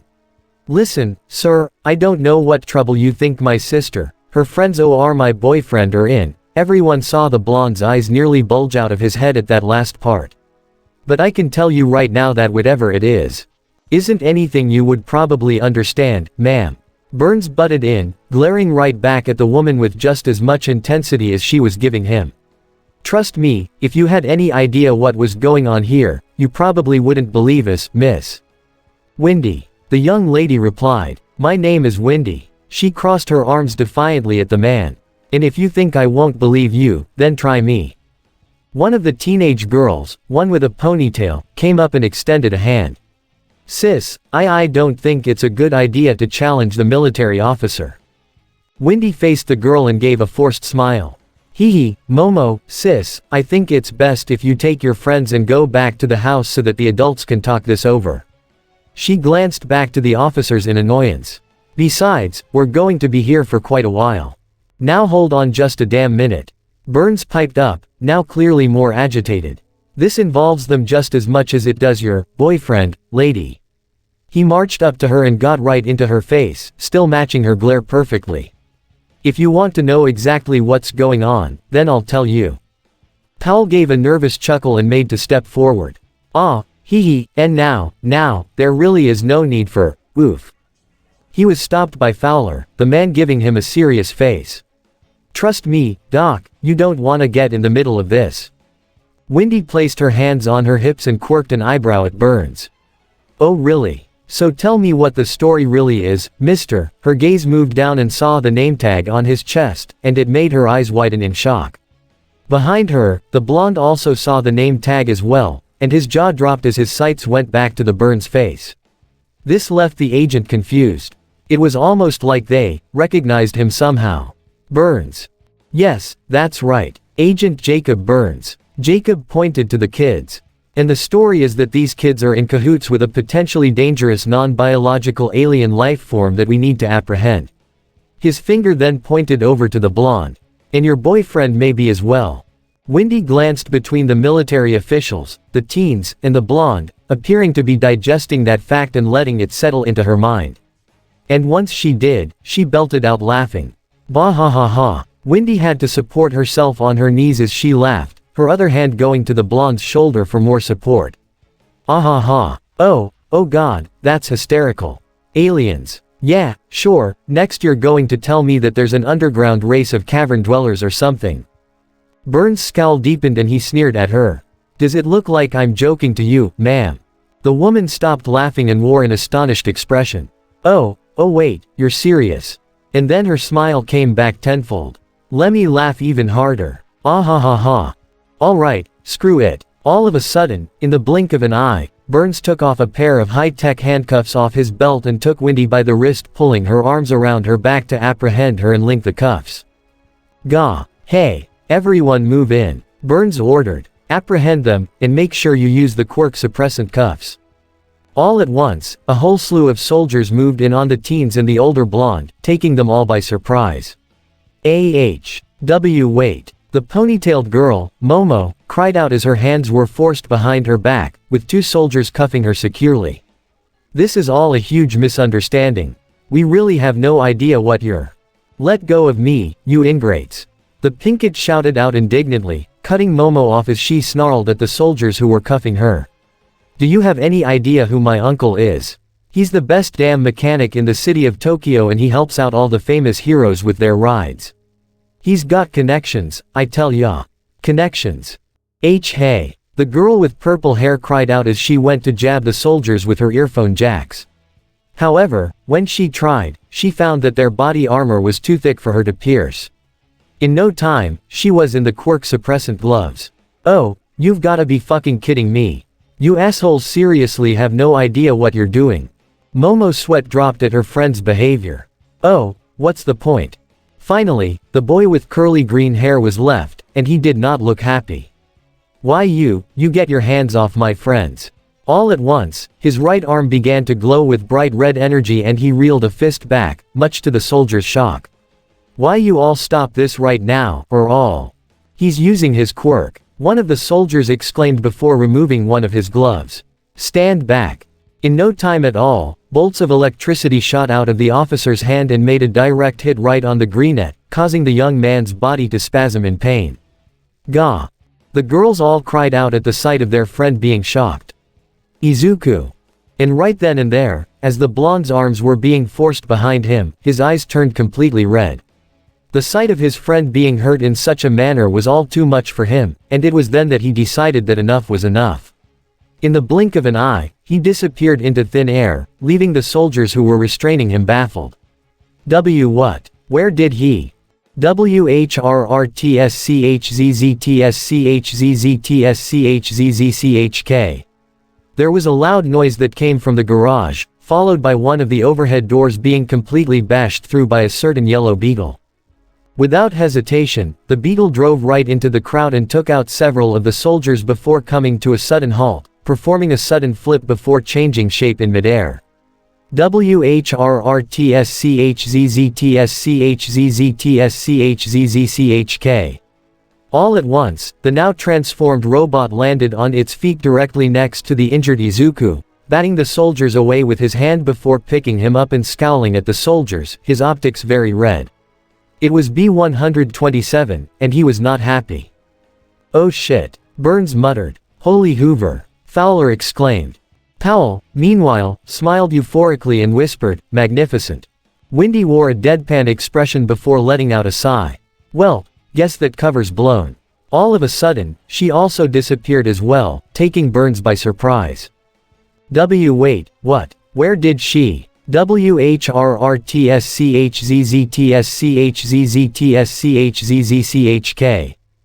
Yet again, that same sound came from the garage, only this time, the result was much more devastating. From out of the other overhead door, something came flying out that not one soldier in Unit E was expecting. A VTOL jet that flew right over their heads and caused everyone to be blown directly onto the ground. At that point, the garage had been mostly destroyed, and every member of Sector 7 there was left reeling at what had just occurred. Before anyone could react, the jet pulled around and did a deep nosedive down toward them, before then transforming itself. Landing on the ground was another robot, a feminine one with a pair of large wings on her back, and with a head that resembled a kabuki mask for some reason. She narrowed her optics at Burns in particular. I tried to warn you. Burns' lips parted at the sound of her voice, which was also Wendy's voice. That woman, was this robot. Focus, Burns, focus. He shook that thought out of his mind and whipped his head around to his men. Well, what are you all waiting for? Get the taser guns and take them out.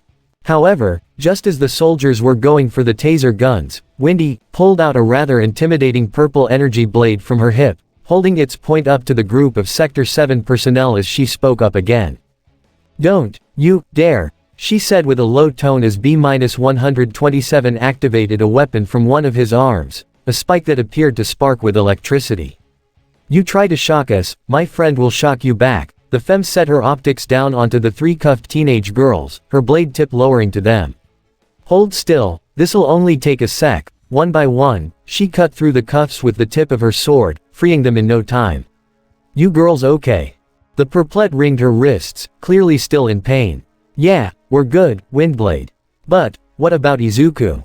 B-127's expression softened and his eyes went back to their normal blue, revealing that he was holding Izuku in his free hand. I am in a lot of pain." The greenette responded, his eyes practically screwed shut. "Oh, other than that, I think I'm okay." Momo gave a sigh as she and the other girls ran over to the yellow bot. "Okay, so that plan failed. Now what?" "Simple, we run," Windblade said before transforming, the nose of her vehicle mode pointing straight up into the air. Get them out of here." "No, don't run," Burns ordered with a swipe of his hand. "Do not run." However, it was too late. Windblade had blasted up into the air, flying over the forest canopy and making her escape. Meanwhile, B-127 scooped up the girls into his other arm and began sprinting toward the line of military vehicles, only to perform a large leap over all of them. He then transformed into his vehicle form, resulting in all four teens to pile into his cab all at once as he landed on the ground. Just like that, B-127 had zoomed down the forest path as fast as he could, leaving all Sector 7 members flabbergasted. Fowler's lips pursed in frustration and he shook his head. They ran. As Bumblebee zoomed off the dirt path and onto the main road outside of the forest, he activated his holoform and turned on his radio, looking to everyone in concern. "ZRKT, is everyone, ZRKT, alright?" However, one glance around told him everything he needed to know.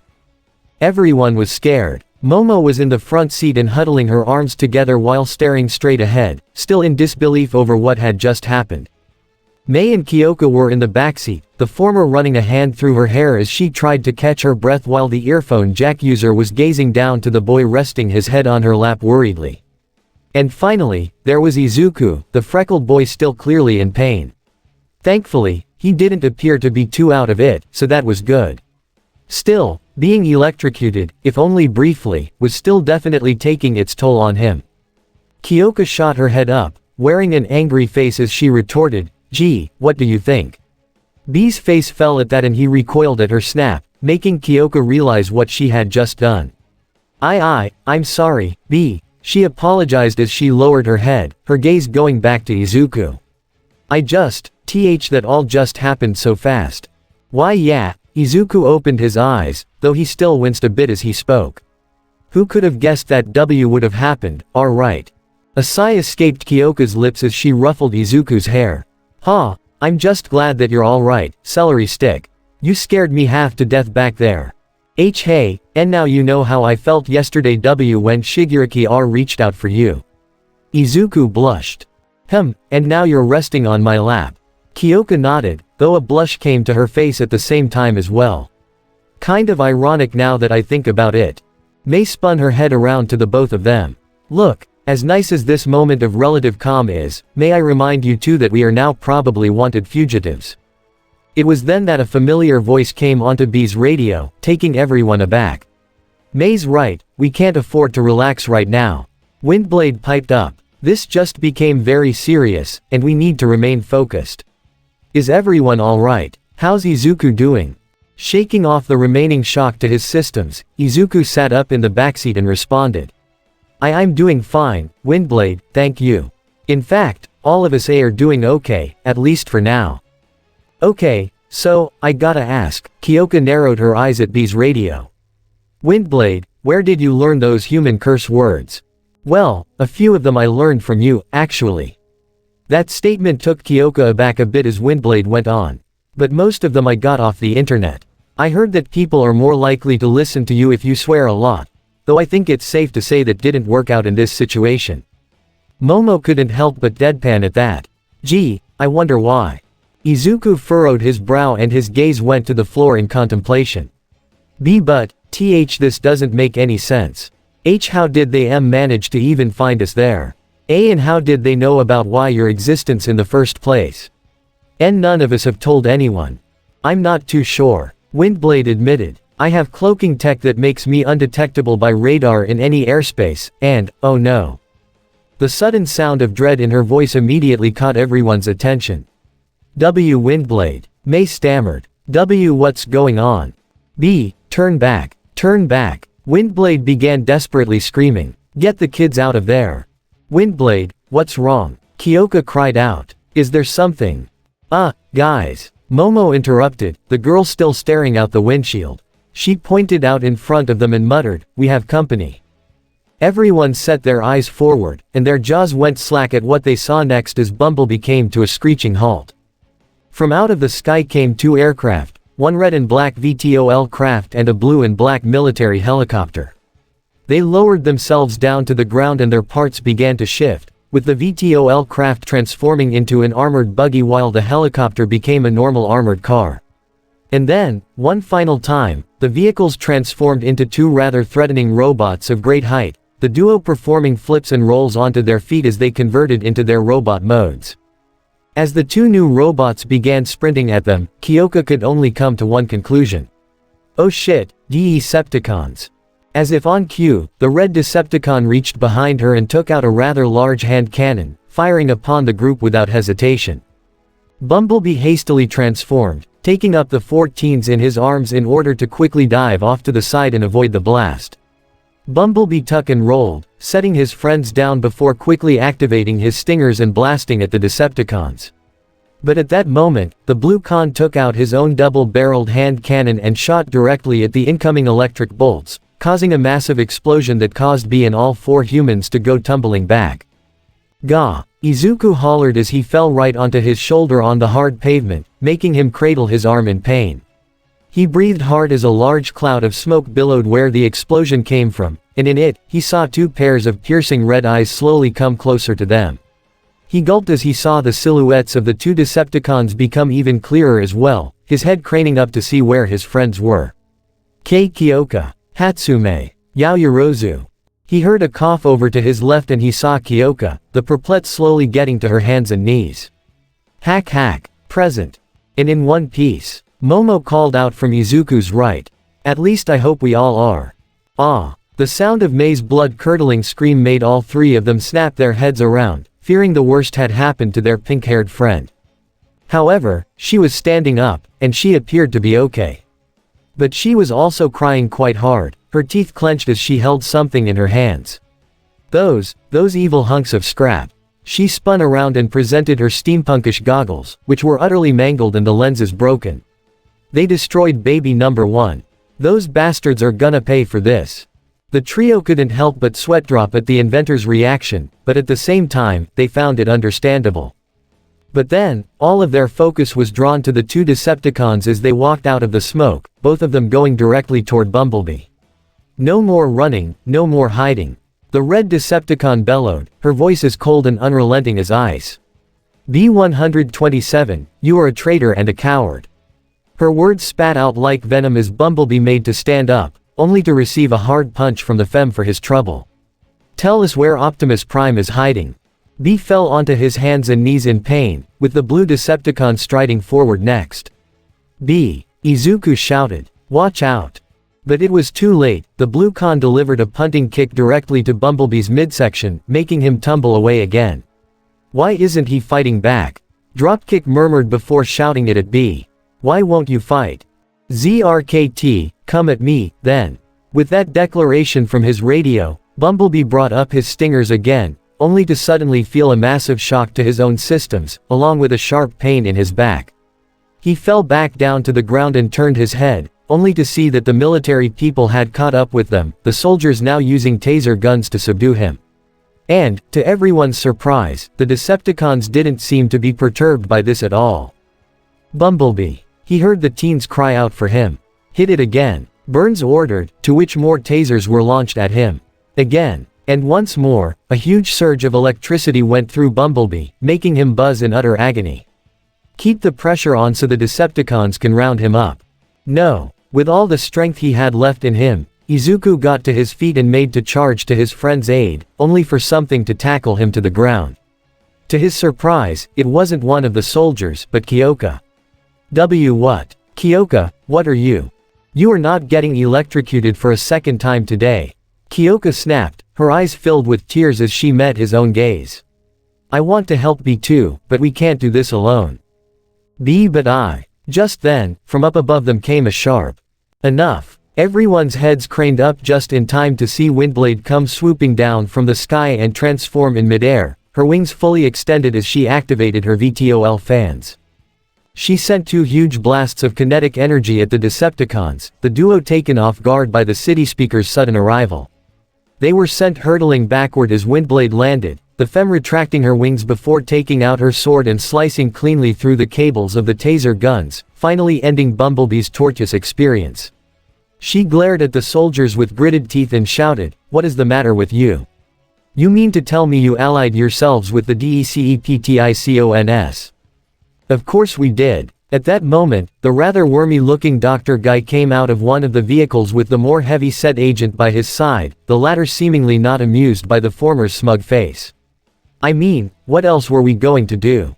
Let them take your racist technology to the villains. Villains? Windblade uttered in disbelief. You know that they're called Decepticons. They're practically villains. How could you seriously not tell that they're bad guys?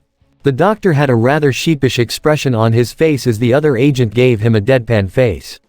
See, Powell. Told ya so. He set his eyes up to Windblade with an apologetic face, bowing his head to her. If it makes you feel any better, ma'am, Burns and I had a feeling that something was fishy about those two, but our superiors didn't want to take any chances. Windblade furrowed her irises even more at the agent. It really doesn't. Duly noted. Burns agreed before facing the agent with a serious expression. Fowler, what do we do? Fowler pointed over to the teenagers first. Get those kids some medical attention and get them away from here as fast as.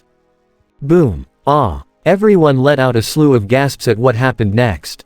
Without warning, an energy blast hit Windblade directly in her back, sending her sprawling to the ground and making her drop her sword at the same time.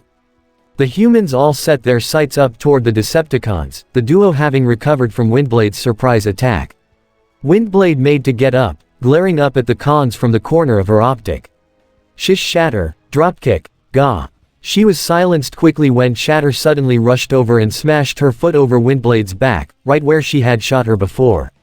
She also picked up Windblade's sword, chucking it as far away as she could. So, the city speaker is on Earth. Shatter mused with a malevolent grin. How unexpected. So, this is how B-127 was evading us for so long. You deactivated his signal. Her optics then moved right over to Bumblebee, who was just about to get up from the pain he had been put through. Fortunately, everything worked out in the end. She then took out her hand cannon again, and aimed it at the soldiers. I suggest that you all stay back. We wouldn't want anyone to get hurt during our interrogation. Oh, I beg to differ. Dropkick belted out before delivering a swift and hard punch to Bumblebee's midsection, making him double over in pain. Ah, been wanting to do that all day.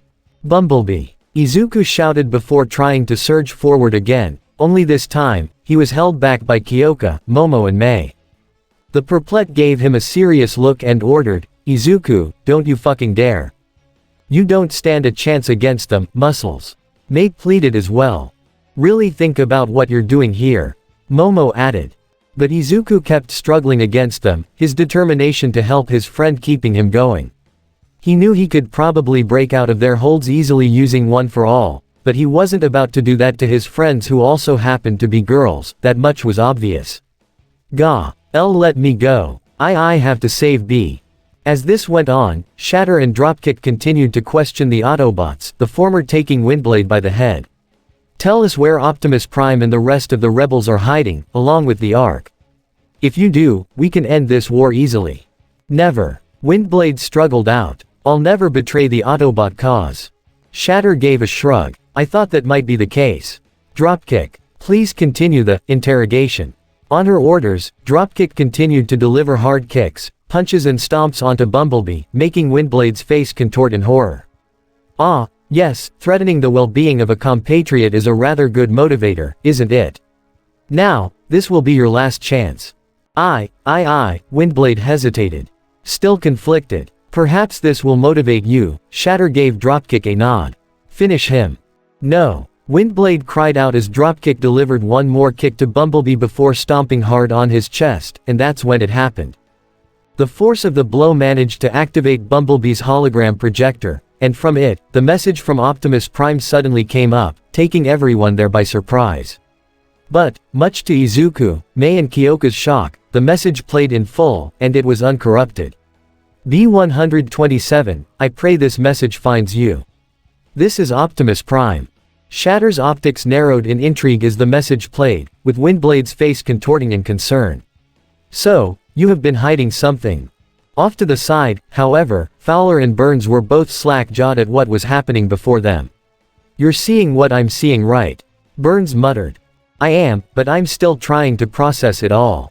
Fowler admitted. I am sending this message in the hopes that it will reach you. Prime continued. It has been 50 stellar cycles since I heard from you, my friend, and in that time, I have been in some very trying situations. After you and the others left Cybertron, I was briefly captured by Decepticon forces, but I managed to escape. Since then, I have been eluding capture throughout the cosmos on my way to the planet I sent you to. Optimus took a brief pause and his head lowered slightly. Our war rages on. But there is still hope. Your mission, as you know, is to find the Ark, and protect the planet it is on. Our survival depends on it. From there, we will fight on. Regroup, rebuild and retake our home. I only hope this message reaches you. Stay safe, soldier. I am coming. With that, the message ended, and everybody there was left stunned. Prime is coming here. Dropkick asked his partner. They're all coming here. Shatter emphasized, a smirk coming to her face. In fact, given that B-127 has been here for 300 stellar cycles and that message was sent 50 stellar cycles after his disappearance, I think it's safe to say that Prime may already be here somewhere. Back with the soldiers, Fowler was staring off into space, still in shock over what he was hearing. It couldn't be, could it? And it would seem that the Ark is somewhere on this little planet as well. Shatter went on. This is our chance to wipe out the Autobot resistance for good. Like I said before, we'll burn this whole planet to cinders. Dropkick added. Over with the teens, they were practically shaking with fear at what they were hearing. No. Izuku muttered, his lips quivering as his teeth clenched. No, you can't. We must get word to Cybertron at once. Shatter continued. Tell them to bring an army. She pressed her forearm and a holographic image of a satellite came up on it. And thanks to our human allies, I know just how to get the message out. However, at that moment, Powell piped up, an unsure smile on his face as he approached the two robots, hoping to appeal to them. I think there might be a bit of, miscommunication here, my friends. He said with his voice shaking. I was certain that our deal was that. Yes, friend Powell. Shatter smiled. I almost forgot. We cannot thank you enough for your hospitality. She gave Dropkick a nod. He's all yours. Wordlessly, Dropkick brought up his double-barreled hand cannon, and before anyone could shout, no, he fired it directly at Powell, reducing the man to nothing but gelatinous liquid. Momo, Kyoka and Mei all screamed in horror and turned away from the scene, with Kyoka burying her face into Izuku's back. Dropkick, meanwhile, chuckled to himself at what he had done. Hey, I was wondering if they popped like other organics. Burns and Fowler both stared at the remains of their colleague in disbelief and terror, both of them feeling their guts sink at what just happened. Burns clenched his jaw and sneered at the robots. You're both monsters. Indeed, and that will be the fate of anyone here who attempts to follow us. Shatter said loud and clearly, glaring at all of the humans gathered. I can guarantee you that your quirks will not be able to hold up against that kind of fate. The femme grinned evilly as she took aim with her own gun at Windblade's head, with Dropkick doing the same with Bumblebee. And now that we have the information we need, I see no use in keeping you Autobots around. Say, Night night, Autobot filth. Dropkick said as Bumblebee stared directly into the barrels of his gun, which began to light up with energy. But at that moment, a loud yell garnered their attention. No. Shatter and Dropkick both heard the sound of rushing wind being kicked up to their side, and were met with the sight of a leaping Izuku. His legs were both broken as he glared directly at the two cons, his entire right arm glowing red as he closed the distance on Dropkick. Detroit, SMAAAASSH. Dropkick proved to be too slow as he went to shift his aim onto the greenet, and instead was met with a feeling of sharp pain meeting his midsection.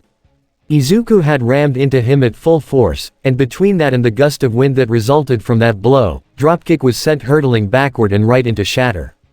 The two cons careened backward as Izuku landed flat on the ground, leaving everyone utterly speechless. Well, aside from a certain punk rocker. Izuku. Kyoka screamed as she rushed over to the boy, seeing both his legs and arm utterly broken. She whipped her head up to Burns and Fowler and cried out to them. "What the fuck are you two standing there for? Get a medic." The two agents were initially taken aback, but quickly got their act together. "She's right. Fairborn," Burns belted out. "I'm on it." At that moment, a woman clad in white body armor with red medical symbols on her helmet and shoulder pads came rushing to Izuku and Kyoka, quickly removing her gloves as she slid down next to them. She took note that Izuku's clothes were now in tatters, making her lips part in astonishment. Was all of this just from using his quirk? "Yes," Kyoka exclaimed. "Now please help him." "Right, of course." The woman known only as Fairborn removed her gloves and placed her hands onto Izuku's legs, a bright white energy beginning to pour out from her palms. "This will take a few moments, but by the time I'm done, he'll be as good as new." Meanwhile, Shatter and Dropkick were both getting up from their unexpected flight, both of them now several feet away from the large group. This, understandably surprised both of them. "What the frag was that?" Dropkick shouted. "What did that kid just do to me?" "I am unsure," Shatter admitted. "That quirk is quite astonishing. But we cannot dwell on that. For now, we should probably take this opportunity to leave." The femme pulled up another hologram on her wrist, one that displayed a radio tower.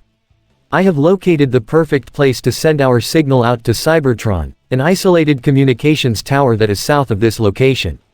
It should only take a mega cycle to get to." "What about the Autobots? Neither of them are in any shape to fight us." Shatter waved off as she stood up. "And if they're foolish enough to try, well, we'll be able to take care of them. Now come, we must leave." With that, Shatter and Dropkick transformed into their aircraft modes and flew away from the scene, much to Windblade's frustration. "No, no." The city speaker slammed her fist on the ground and snapped her head up to both Burns and Fowler, the agents wearing sorrowful expressions on their faces. She struggled up onto her feet, powering through the pain in her back as she reprimanded the duo as best as she could. "Do you two, realize what you just did?" Fowler balled his hands into fists, his eyes moving around the battlefield they had all created. Momo, May and especially Kyoka were all glaring at him and Burns while Izuku laid on the ground, unconscious and with 3 of his 4 limbs entirely broken. Bumblebee was holding his chest as he stood up as well, his optics full of worry for what was about to happen. Everyone in Unit E were also wearing unsure expressions on their faces, though Burns was attempting to keep his cool. With that, Fowler sighed and lowered his head in shame. "Yes, we were tricked. Deceived, just like I told Waylon we would be. And I'm sorry for that." His gaze became determined as he locked his eyes with Windblade's optics once again. "But, I'm pretty sure that we can make it up to you, and stop the Decepticons while we're at it." Kyoka, however, wasn't having it. "Oh, you can just fuck right off, dude. Hate to say it, but Kyoka is right," Windblade said with a grimace. "Trust me, I think you've all helped enough for one. Your leader, Optimus Prime, I think he said his name was." Fowler interjected, catching Windblade's attention again. "I think we might know where he is, and even better, we can take you right to him." And it's the end of part 8 of this What If. I hope you guys like it. Don't forget to subscribe, leave a comment down below and subscribe to the channel.